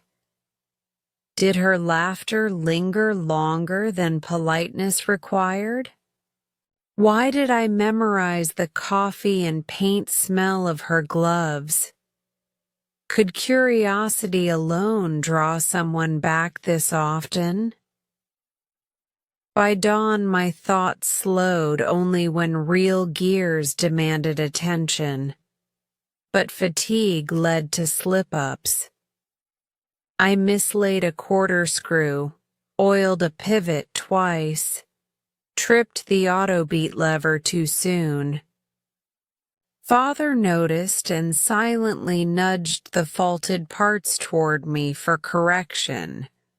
No reproach, merely acknowledgement that something unseen had entered the mechanism. Signs on the chalkboard. One drizzly Wednesday, she arrived to find me updating the job list. On impulse, I added a blank line at the bottom and wrote, "Pending adjustment, ZR's question." She laughed when she saw it, but her eyes softened. "Take your time," she said, tapping the chalk with one nail. "Some gears need extra clearance before they can run true." I erased the line only after she left, yet the ghost of those initials clung to the slate like a watermark. Threshold. April's first weekend brought color back to the shoreline. Pale marsh marigold, red bud trees. Saturday evening, Zara lingered by the beveled glass door as Father dimmed the lamps. "I might skip Monday," she announced, voice too casual. Something inside me jolted, and before caution intervened, I asked, "Why?" She shrugged. "Murals to finish. Deadlines exist, even for daydreamers." I nodded, but the shop felt abruptly airless. She noticed. For the first time she reached out, only a fingertip brushing the back of my hand, lighter than static, but it sang through every tendon. "Curiosity's a loop," she whispered. "If it fades, wind it again." Then she was gone, the bell's final peal quivering against dark rafters. Father locked up, turning the key with deliberate slowness. "Inventory tomorrow," he reminded me. Yet his gaze hovered on my face, as if checking end shake on a fragile arbor. I assured him I was fine, but my voice landed off-beat, a tick without its talk. Interlude before the next beat. That night, I stood at the lake until cold numbed my fingertips, eyes fixed where shore, lights blurred into quivering ribbons. I tried naming the emotion stretching my lungs: anticipation, dread, hunger for something unnamed, but language failed, like a gear missing teeth. Only one thought remained coherent. Zara had become part of the workshop's rhythm, and in her impending absence, everything would tick out of tune. I returned indoors, wound the regulator, and listened. Beneath the layered heartbeats of 60 clocks, a new silence pulsed, a silence shaped like a question mark, curved, unbalanced, demanding resolution. And so curiosity lingered, louder than gears, waiting to be answered in whatever chapter came next. Chapter 7. Tokens of Kindness. I used to think a gift was simply an object exchanged for politeness. An apple for a teacher, a handshake for a favor. Zara proved that theory flawed. Her gifts weren't currency, they were messages encoded. In paper and wood and steam, each one prying another stubborn tooth out of the gear train I called a heart. The bookmark in the ledger. Monday came, and, true to her warning, Zara did not. The vacancy rang louder than any chime.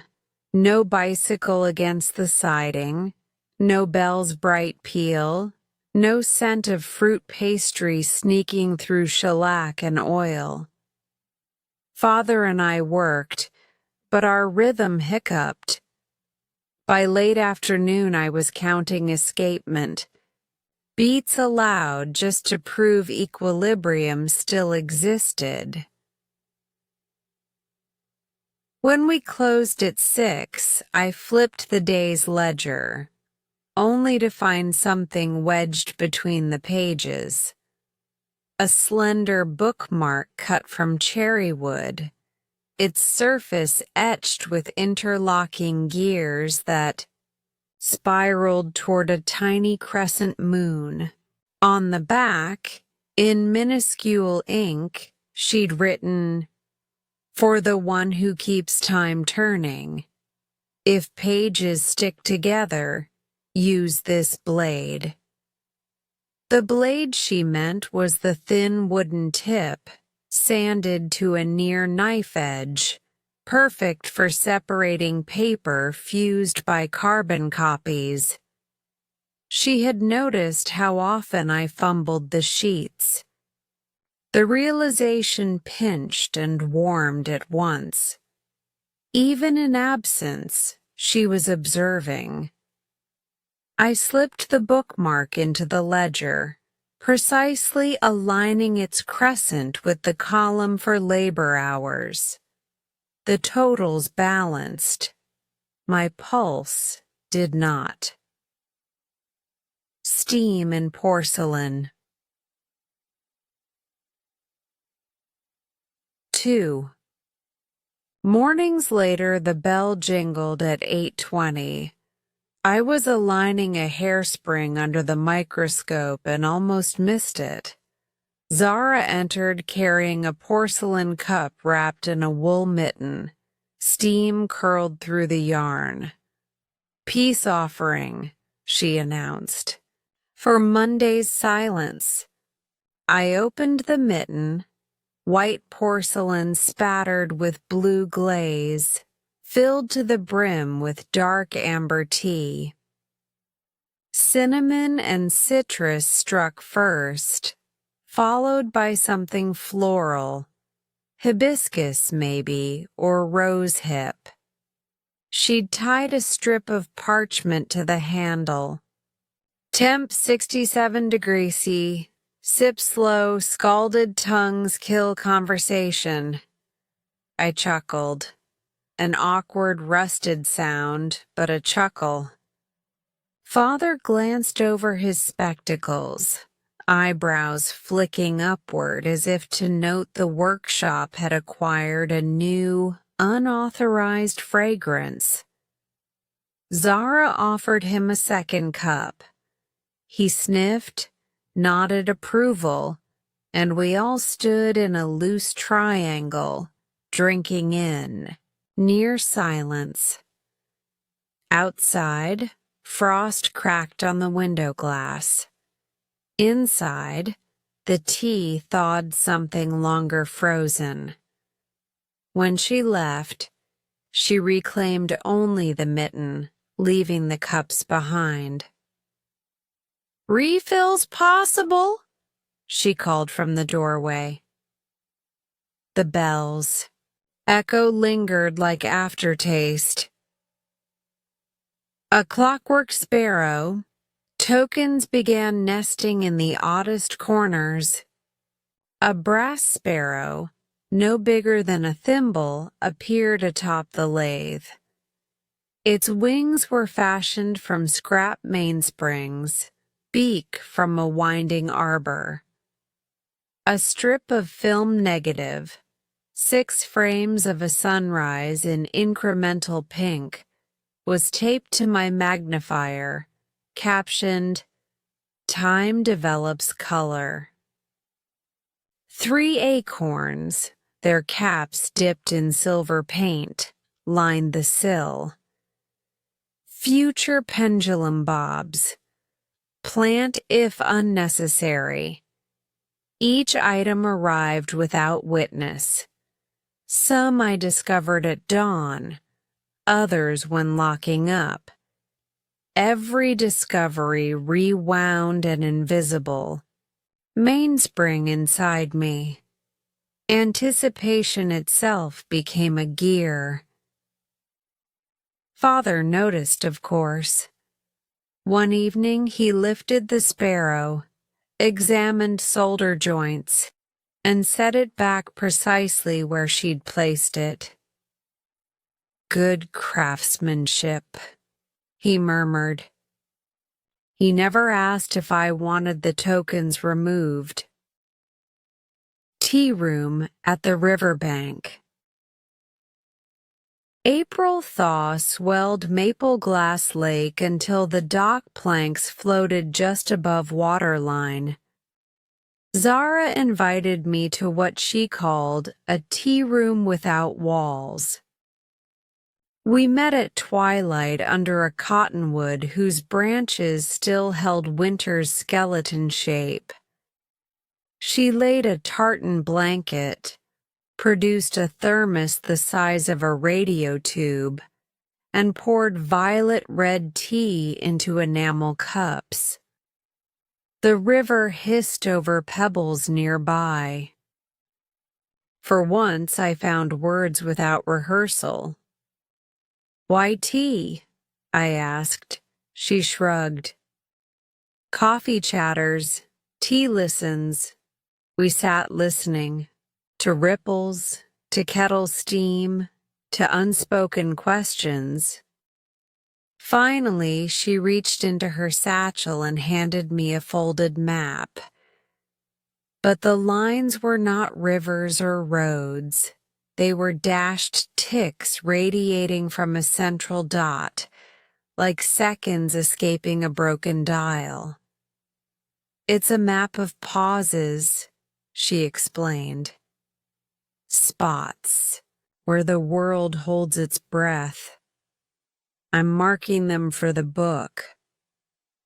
Thought you'd know a few." She passed me a pen and pointed. "Here. Where's your first pause?" I tapped the dock's crooked L shape. She inked it in, labeled it pendulum. Pier! My chest tightened at the intimacy of seeing a private haunt rendered cartographic. When the thermos emptied, she packed it away, but left the map with me. "Add more," she said, and slipped into dusk, wheels clicking over gravel. A father's. Quiet consent.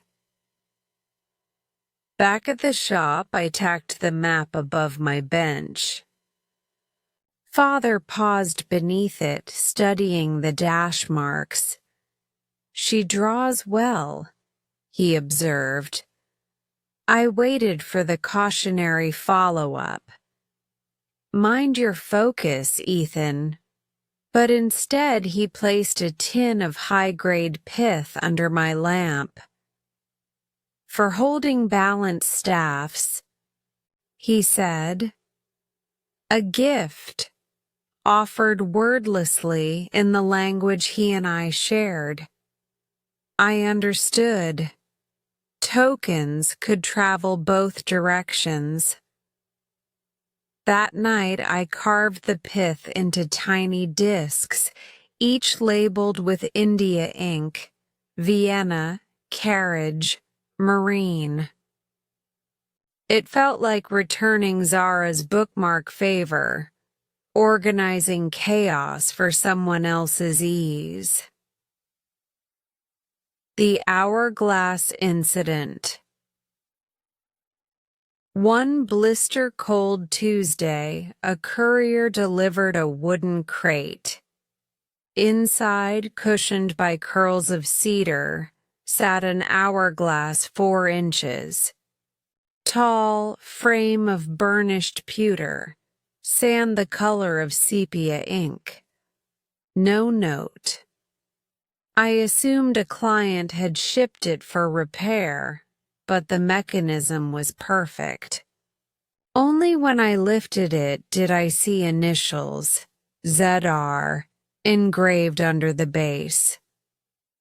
Flustered, I set the glass on the counter where customers could see, uncertain how to respond. That evening, Zara breezed in, cheeks wind-burned, and spotted it instantly. Ah! It survived transit. She flipped it, sand beginning its whispering descent. 60 minutes. I figured you deserved a timer that honors a full hour, not just fractions. I should have thanked her, but words thinned. She interpreted the silence, smile faltering. Too much? She asked. I shook my head quickly, too quickly, and managed, I'll use it for regulating chimes.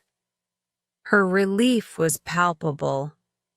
She traced a finger along the pewter curve, then stepped back, as if entrusting a living thing to my care. We watched the sand fall until Father cleared his throat. Work resumed, but the hourglass stayed front and center, marking 60-minute increments of freshly sharpened focus. 7. The question reposed. Late April delivered wind that smelled of distant rain. Between customer calls, Zara leaned against the doorway, arms folded. "Remember my question?" she said. "What keeps you balanced?" I nodded, throat dry. She glanced at the hourglass. "New answer yet?"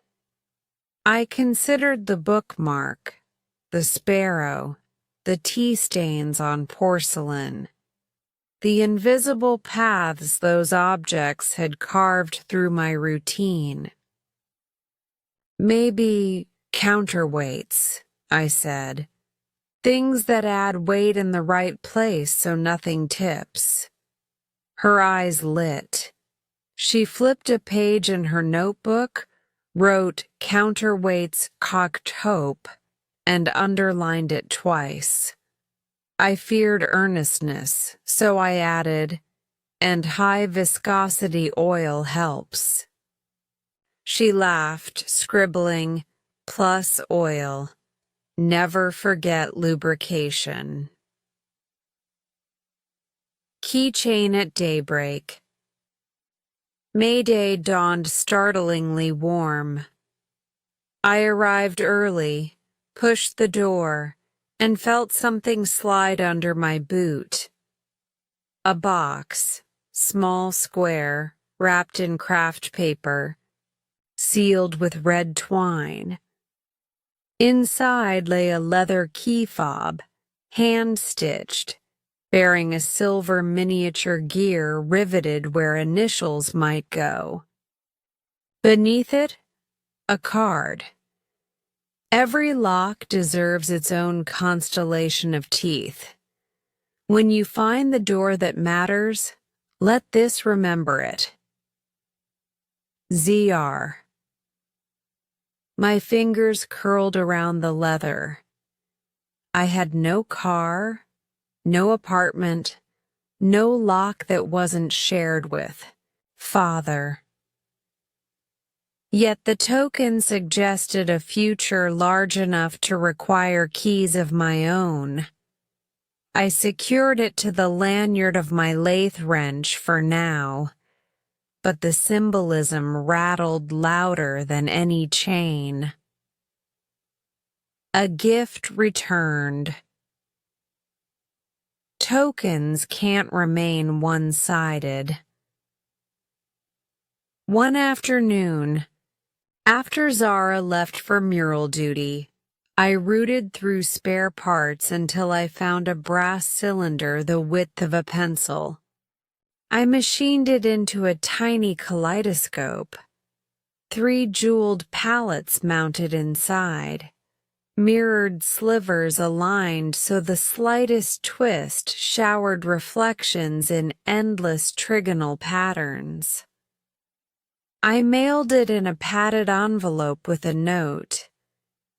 Sometimes gears want to dance, not march. Keep them spinning. E.M. She returned 2 days later, clutching the scope like a lantern. Wordlessly, she pressed her forehead to mine, brief, gentle, and the workshop spun brighter than the mirrors inside that brass tube. Father watched, from his bench, eyes glimmering like the regulator's moon phase dial.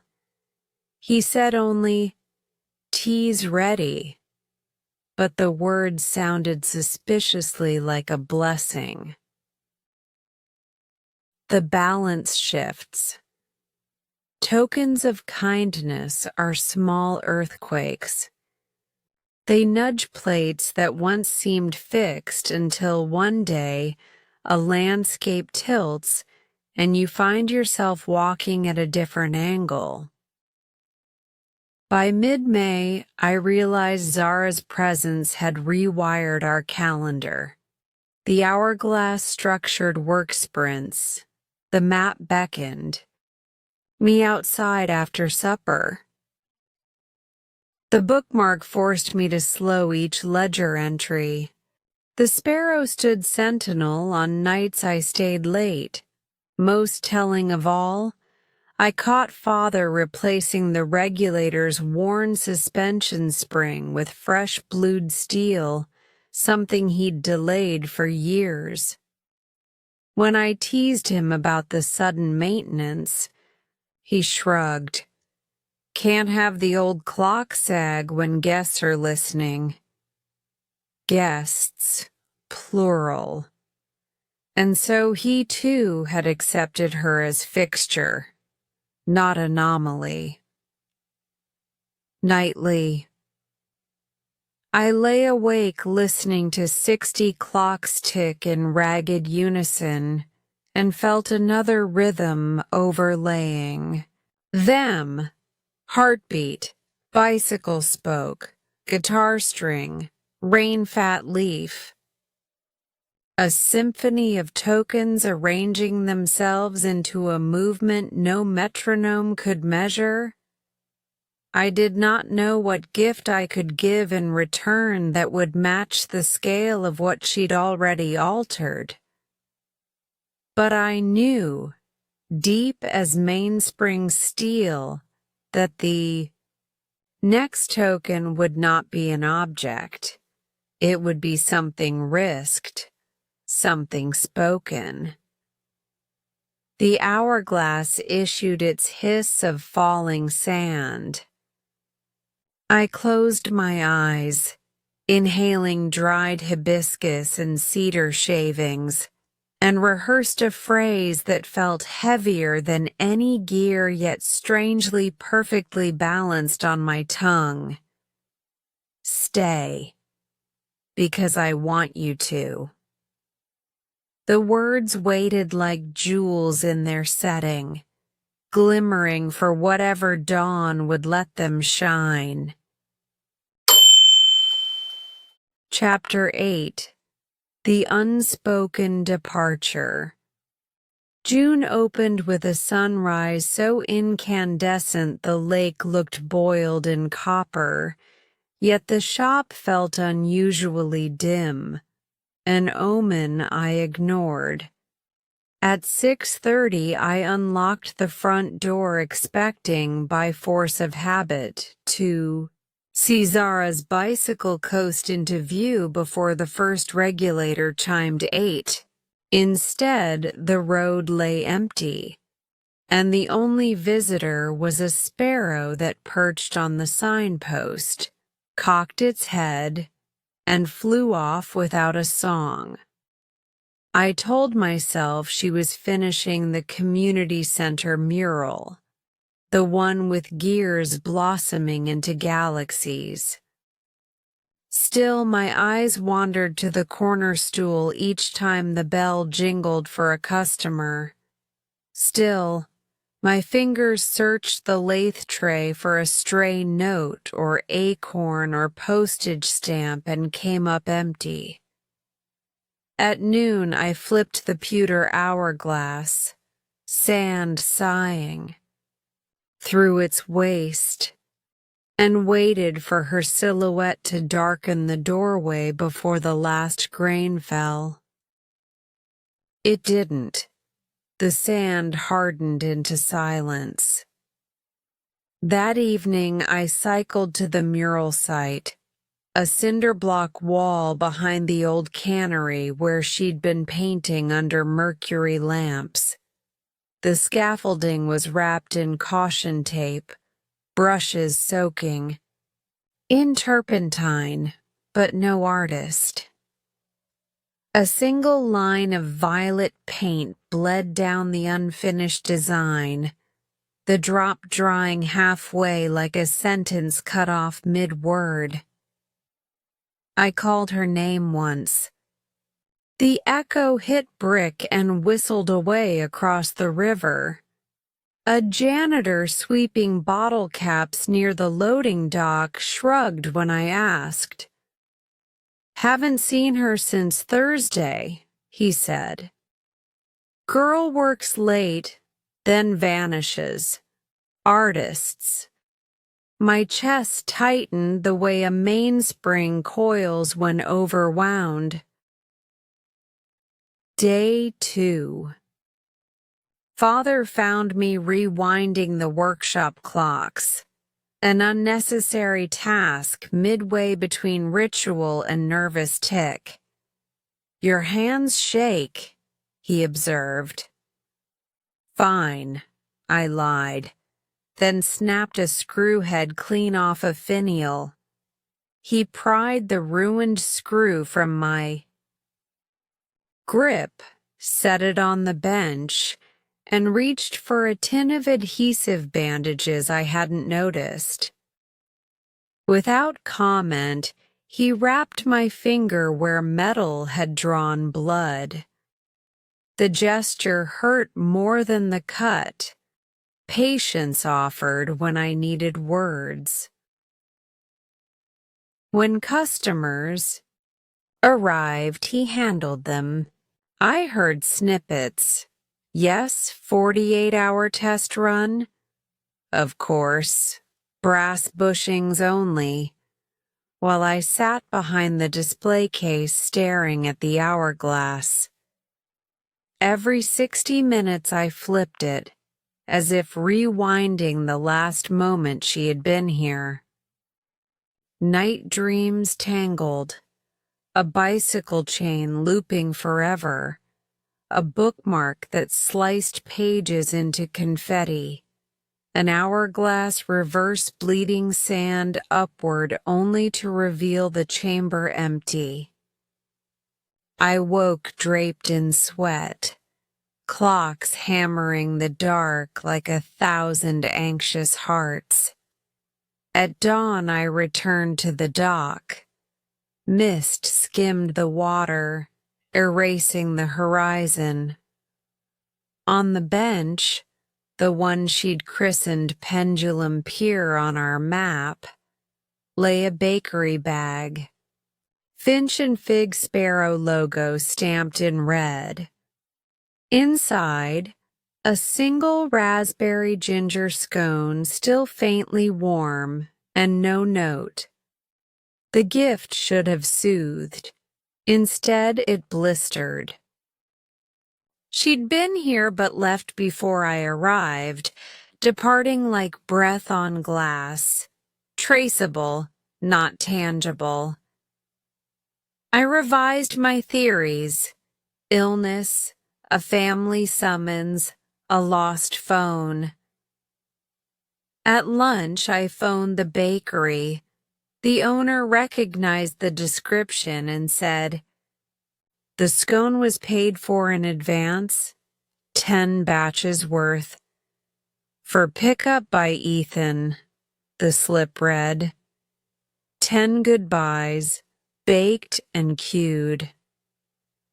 I hung up and walked the lakeshore until sweat bled through my shirt, the map of pauses crumpled in my pocket. Each dashed line on its paper seemed suddenly fragile, coordinates of moments now drifting off grid. On the 4th day, Father surprised me by locking the front door mid-afternoon. He handed me the boat oars. "Time to see the lake from the middle," he said. We rowed until the shoreline shrank. He set the oars across his knees and poured chicory into tin cups. Wind bowed the surface into silver scales. The workshop, the mural wall, the unclaimed stool, everything receded behind light and water. "At your age," Father began, squinting at the cup, "I believed losing things was normal, so I stopped holding them. Your mother, well," he let that pronoun skim away. "You hold more than I did. That's good. Hurts more, too." He said no more.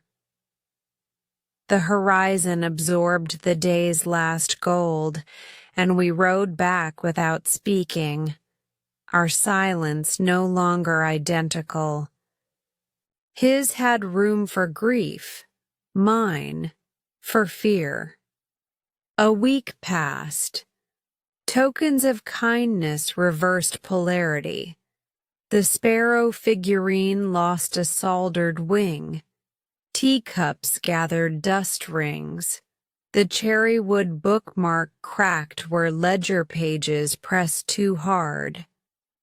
I left them untouched, museum relics marking the era before disappearance. Customers noticed. Mrs. Reyes asked if the young artist would still be sketching her cuckoo. I steadied my voice and said she was out of town, uncertain whether it was truth or wish.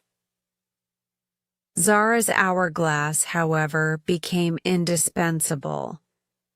I scheduled every repair cycle to its 60-minute cadence, convinced that respecting her gift might summon her return. Mechanical superstition. On the 10th day, the bell finally rang with urgency.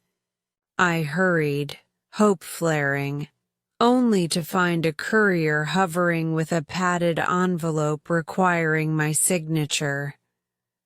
Sender, ZR, no return address. Hands trembling, I tore it open.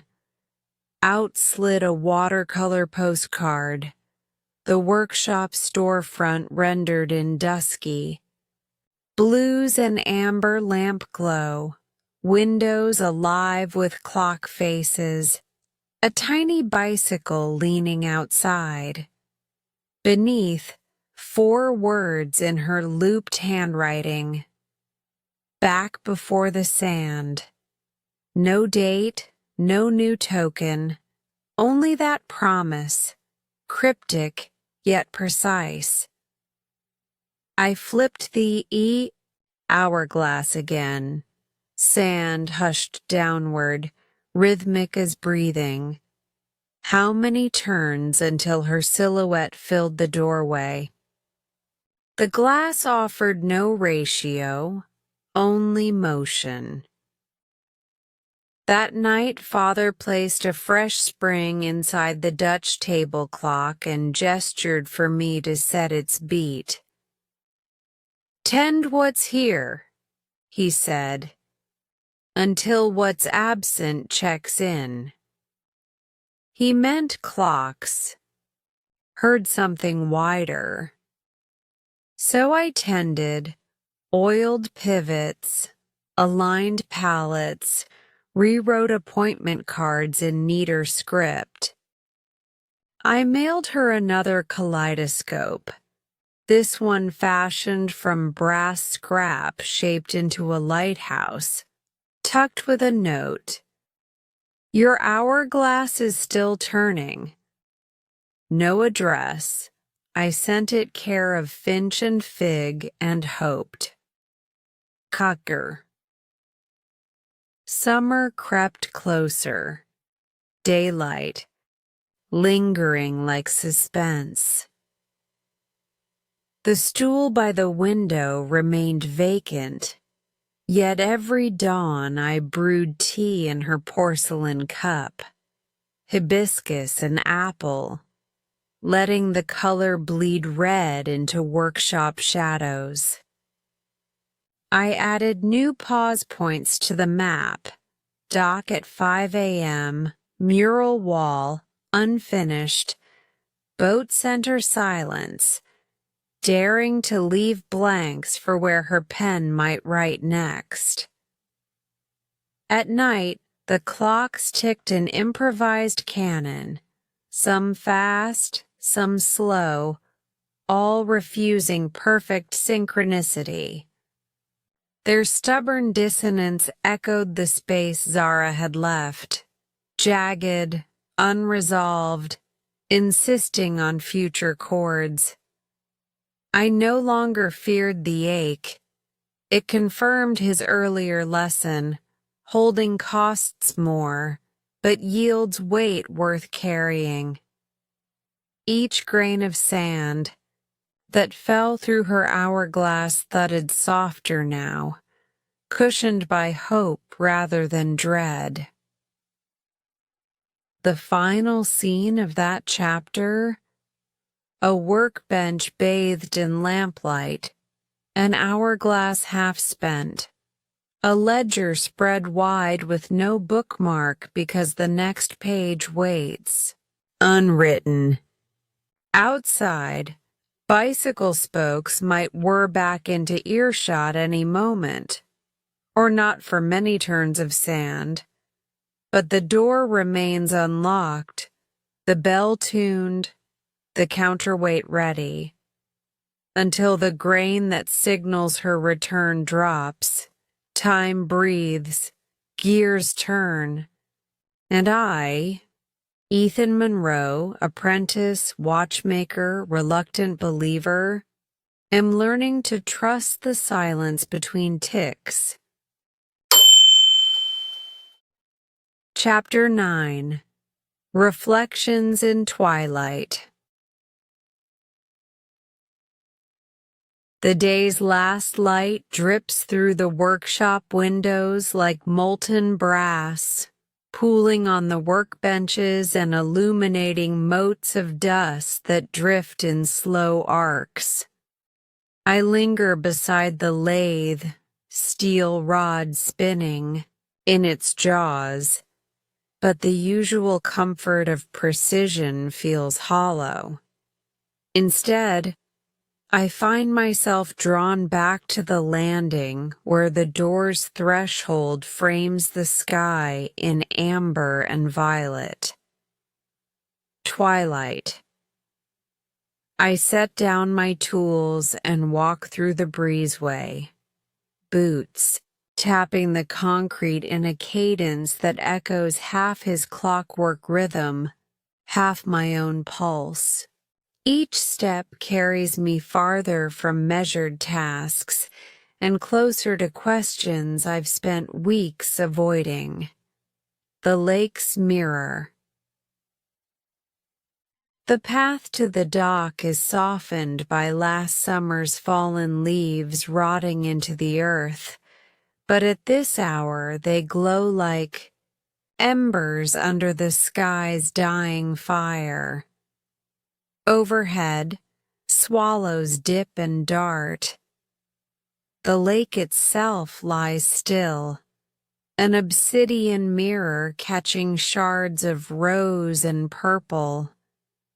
There's no moon yet, and the first stars are shy pinpricks scattered across the darkening dome. I perch at the dock's edge, legs dangling above the water. My reflection gazes back, a gaunt face framed by tousled hair, eyes too alert. I half smile, then remind myself that shy smile has nothing to do with genuine warmth. It's a mechanical habit, a brace formed over years of silence. A ripple spreads. Across the lake, an unseen fish or the wind's first breath. I think of Zara's absence, the empty stool in the workshop, the hourglass's last grains falling. All those small tokens of her presence have vanished like echoes. Yet here, in the lake's glass, I still expect to see her, leaning against the rail, sketchbook in hand, tracing the horizon. Inventory of sound. Evening in the shop is a tapestry of faint noises. I catalog them here. The click of a case latch as I close the door. The soft hum of a single regulator left running. The whisper of my jeans against the doorframe as I lean. The creak of wooden boards under the bench where she once sat. My own breath. Shallow with longing, but at twilight, those familiar sounds amplify. They stretch and linger, demanding attention. I close my eyes and try to sing them back to life, an aria of gears without the comfort of a predictable melody. Solitary ritual. I rise and wander back inside. Flicking the switch awakens orange lamp cones that chase the shadows down hidden corners. I select the Dutch long case clock from the pile awaiting assembly. Its pendulum bob gleams even in half-light. Compulsively, I refasten its suspension spring, oil its pivot holes, verify the beat tock tick tock. Each task is a liturgy of repetition, a vow I renew to keep time alive even when my own seconds feel adrift. I count beats under my breath. 1, 2, 3, 4. It should anchor me, but tonight the intervals warp. Every fourth beat lingers, as if questioning whether to carry on. Bar. A glimpse in the lens. I lift a pocket magnifier to my eye and peer at the workshop's reflection in the glass of a finished carriage clock. Behind me stands a half-empty porcelain cup, no longer the bright hibiscus red Zara once brewed, now a dull shadow. Next to it lies the cherrywood bookmark, edged with a fine crack. In the reflection, I see not only the room, but my own figure, split into two. One side upright, arms steady. The other slumped, shoulders heavy. The dual image stabs like a misaligned gear. I hesitate. Do I belong to this still place of ordered machinery, or to the restless, open world beyond where she belongs? The mural wall. Leaving tools on the bench, I venture onto my bicycle and coast down the lane toward the old cannery wall. The mural stands half-finished, cobalt and vermilion intersecting in mechanical blossoms. Under the street lamp's glow, I study each painted gear with critical eyes, remembering how she sketched those same shapes in charcoal against workshop walls. I trace a fingertip along the cool brick, wishing I could feel the warmth of her hand instead. There is no promise of return, only the echo of her brushstroke, a ghost of pastel against rough masonry. I lean closer, inhaling paint and concrete, and swear I can still hear her voice whispering, "Curiosity lives in unfinished things." Words left unsaid. Back at home, I sit by the bedside lamp and open my journal. Its pages are littered with half-phrases. I keep time because I want to ask you. Tonight I feel... I stare at the blank lines. The pen hovers, but words fail me. How do you compose a sentence that risks everything you've built? My pen scratches ink onto the paper, only to be erased moments later. The journal closes with a sigh. Father's watchful eye. The next morning, Father finds me lingering in the kitchen, staring at two mugs, one chipped, one pristine, where we once shared tea in silence. He stands behind me, hands folded across his chest. He does not ask, "Where is she?" He simply pours hot water into both mugs. "Tea," he says. "Let the shop rest." His voice is gentle, yet firm. We retreat to the porch, side by side but worlds apart, listening to the wind through the willows. We sip. I taste linen, oak, a faint sweetness that isn't hibiscus. Father nods, and for the first time I realize he too is unraveling under the hollowness she left. No advice, no admonishment, only solidarity in our collective unanswered question. The midnight cycle. That night, sleep fails me again. Instead, I don leather gloves and mount my bicycle. The road is empty, street lamps pooling halos on the pavement. I pedal past the workshop, the mural, the grocery, until the town fades behind oak and pine. At the lake shore, water laps at my tires. I dismount and push the bike onto the sand, breathing in the brackish air. Stars shimmer overhead, reflections broken by subtle ripples. I lean against my bicycle and close my eyes.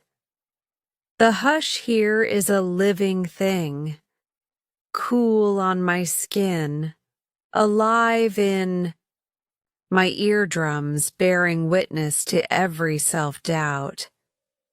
For a moment I imagine her beside me, breathing in cadence, drawing constellations with her finger. But the air only returns my own exhale. I mount the bike and ride home under the silent applause of night insects. New dawn, same questions. The next dawn arrives in muted grays. At the workshop, I find a single petal, a violet iris in the sea, porcelain cup. No note. Did it drift in on the breeze, or did she find a way to leave a presence without appearing? I cradle the petal, its softness a rebuke to steel and brass. I press it between ledger pages, hopeful and afraid it will wilt into dust. Then I face the workbench and carve a fresh panel cut for the long case clock, chisel singing through oak. The unbroken rhythm, Twilight returns. I am back at the dock, feet on the planks, gaze on the distant horizon where workshop lights twinkle like watch dials.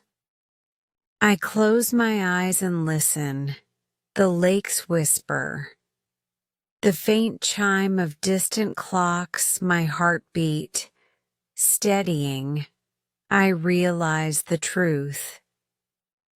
Life is neither the rigid loop of a clock nor the empty void of silence. It is the space between ticks, the pause pregnant with possibility, and so I stand in the falling dark, a solitary figure balanced between what was and what might be. In that liminal moment I find resolve. I will keep time, yes, but I will also learn to live it. I will fill the pauses with courage, speak the words she cannot write, and trust the unfinished things to guide me forward. Because twilight does not last. Soon the first star will blaze, promising a new chapter, one no longer bound by the echoes of absence, but oriented toward the promise of presence. Chapter 10. Unlocked Heart. Morning light found its way into the workshop sooner than I expected. I arrived before dawn, carried by a restless sleep that left me hollowed at the center. The bell's chime sounded emptier than ever as I turned, the key in the lock, and crossed the threshold. No bicycle propped outside, No lingering aroma of hibiscus or coffee. Just the steady tick-tock of clocks waiting. I paused at the workbench and ran my fingers across the cherry wood bookmark, where the grain still bore her fingerprints. The hourglass sat nearby, its sand halfway fallen, a silent countdown to an unknown moment. My chest tightened at the thought. Perhaps today, this morning, the final sand would shift, and with it, everything in me. The unwritten note. I organized tools as if the ritual could anchor my wavering heart. Screwdrivers slid into leather rolls, loop and tweezers aligned on velvet. The pewter hourglass I flipped once, twice, measuring nervous 50 and 100 tick intervals. With each turn, I rehearsed the words that trembled on my tongue. Stay, because I want you to stay. I tucked that fragment into my mind's vault, unwilling to risk early failure. Instead, I worked, re-oiling the barrel arbor of Mrs. Patel's metronome, rebushing the pivot hole in Dr. Pritchard's pocket chronometer.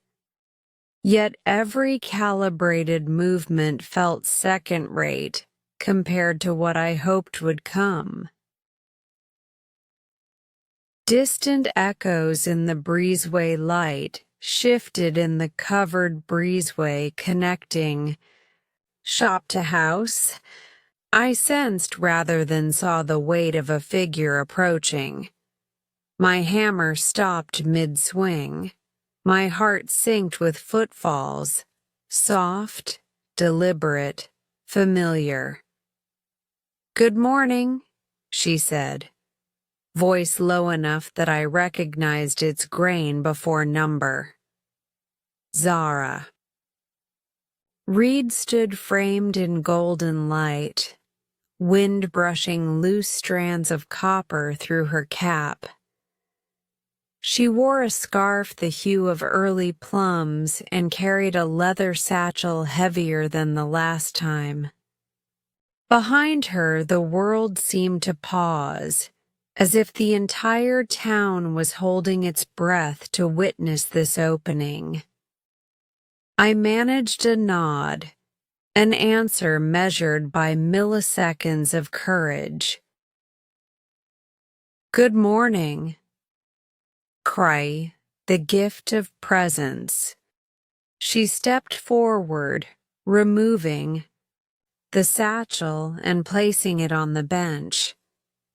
With gentle fingers, she untied the leather strap and retrieved a small metal tin, brass, etched with gears that meshed into a heart shape. "For you?" she said, opening the lid. Inside lay dozens of tiny watch springs, arranged like petals in a flower. Each was a different length and gauge, honored from movements she'd collected. Swiss lever escapements, English fusee springs, Japanese aromatics, springs that once governed time in countless watches. I thought, in case you ever wanted to build something new, she explained, or repair a heart. I swallowed hard, feeling sweat bead at my temples. My voice refused me.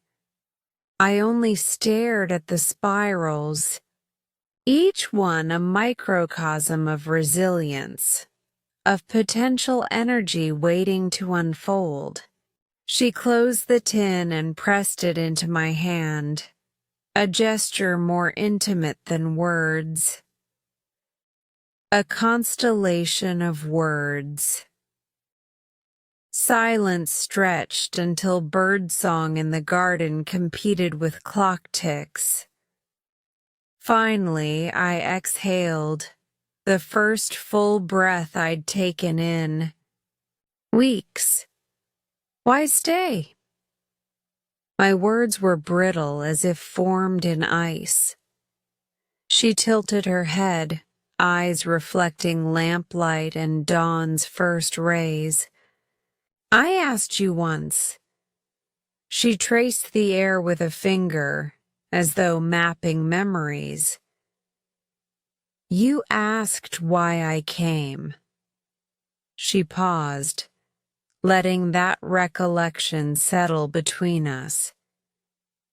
I don't always know why, but when something feels right, you don't need a reason. Her answer hovered in the hush, resonant as a well-tuned chime.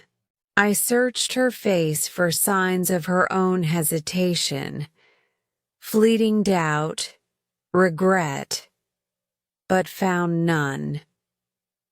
Only calm conviction. The unlatching. I glanced down at the tin of springs in my palm, cold brass burning through glove leather. My free hand brushed. The pocket watch key hanging at my belt loop. The small gift she'd given weeks ago. In that instant, the metaphor became impossible to ignore.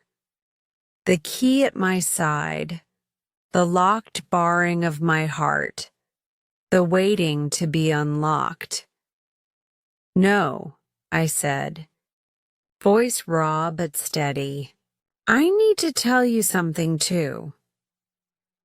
I set the tin on the bench and stepped back, pulling the key from its chain.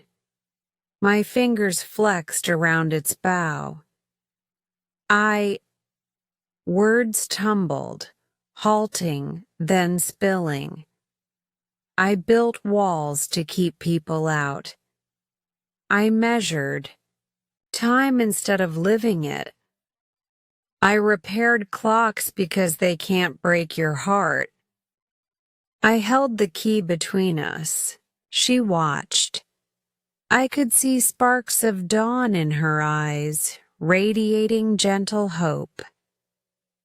But when you showed me kindness, your tokens, I realized I had keys in my hand long ago. I just never dared use them. I offered the key to her, heart pounding, like a free escapement. This is for you, to open whatever door you choose, or to lock away the fear that you'll ever leave. My throat closed. I waited for her to laugh, to refuse, to vanish again. Anything but the truth. The turn of the key. Her fingers brushed mine, the lightest pressure but electric. Slowly she reached for the key, lifting it from my palm. I closed my eyes, feeling her pulse against mine. She inserted the key into an imaginary lock at the space between us, an invisible mechanism I'd long kept rusted shut. I heard its click, felt its give. When I opened my eyes, she stood closer, key in hand, smiles dancing in dawn's glow. She tilted her head, solemn and bright, and whispered, "Unlocked hearts find their own rhythm." Then she leaned in, just a fraction, to press her cheek against my shoulder. The warmth traveled through bone and sinew, uncoiling months of tension in one graceful swoop. The world outside, the workshop, the mural, the lake, seemed to exhale, the dust motes stirring, in celebration, a new harmony. For a long moment we stood like two pendulums drawn into phase, breaths and heartbeats synchronizing in a pattern neither of us fully understood, but both felt in every fiber. Finally, she pulled back, eyes bright as polished crystal. "Tell me, your rhythm," she said. "Let me know how your heart measures time now." I swallowed, hearing not only clock ticks, but the echo of her question. I closed my eyes, placing a hand on my chest. I listened. Tick, tock, pause, tick, tock, pause. A new cadence. A space between each beat wide enough to breathe joy, fear, anticipation, life itself. Words came then, gentle but sure. Time is everything we choose to share. She smiled, and my world shifted like a balance wheel finding perfect amplitude. I realized that I had spent years synchronizing thousands of clocks, each machine's heartbeat a labor of care. Yet never once had I truly heard my own. Dawn's reprieve. As sunlight washed across the workbenches, she retrieved the small brass springs I had placed aside. Together we laid them out in rows, examining each potential. We spoke in technical measurements, gauge, length, tensile strength, but there was laughter now, free and unguarded. Father's footsteps sounded in the breezeway. He appeared in the doorway, hands in his pockets, eyes surveying the scene. Me and Zara bent over tiny watch parts, unhurried. A soft smile curved his lips, part relief, part pride. He nodded once and retreated, leaving us to our shared workshop world. I watched his figure fade and felt gratitude ripple through me. The keys and locks had not only opened my heart to Zara, but also to my father's unspoken love, a continuity of care I had mistaken for mere routine. The first shared project. Zara tapped the edge of the bench. "Let's build something neither of us can reset," she teased. I grinned and fetched a pristine Swiss movement from its velvet pouch. Together we chose the perfect hairspring, gauged its length, and fitted it into the balance wheel. She learned to steady the tweezers. I learned to let her. We spoke softly of hopes, a gallery opening for her mural, a fellowship for my horology studies, adventures beyond the lakeshore. Each plan was dashed with technical detail, torque angles, brushstroke sequences, but underneath blossomed genuine possibility. By noon, we tested the movement in the timing machine. It beat true, faults under 5 seconds per day, perfectly reasonable for a watch born of collaboration. The display ticked in green digits, and we cheered as though winning a race. The promise of tomorrow. When sunlight climbed overhead, casting noonday clarity, Zara and I packed away tools. She folded her sketchbook. I closed the movement's case. We slipped from the workshop into the breezeway, where the world's noises returned. Gulls from the lake, distant traffic, children's sea. Laughter drifting past the gallery. She brushed a strand of copper hair from her face and took my hand. "Thank you for the key." Her voice was tender, grateful. "I'll keep it safe." I laughed, warm, full, unguarded. "And I'll keep the lock open."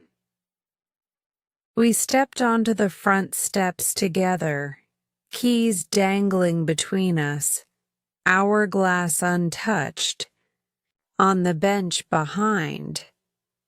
Tomorrow the sand would fall again, the clocks would tick, and the workshop's rhythm would resume.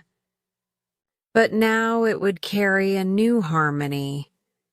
The syncopation of two hearts moving in tandem, measured not by solitary seconds, but by shared moments. As we descended onto the path, I glanced back, past the open door, the bald cherrywood bookmark, the half-finished mural in the distance, the lake shimmering beyond. Everything once fixed in place now felt alive, dynamic, poised on the edge of possibility. I drew a deep breath, risen by unfastened bolts of fear, reconstructed by hope's fine machinery, and realized that unlocking my heart was the most precise calibration I'd ever undertaken. End of Chapter 10. Great work today. Every moment you spend practicing brings you closer to mastering your English listening and speaking skills. Remember, progress comes with patience and consistency.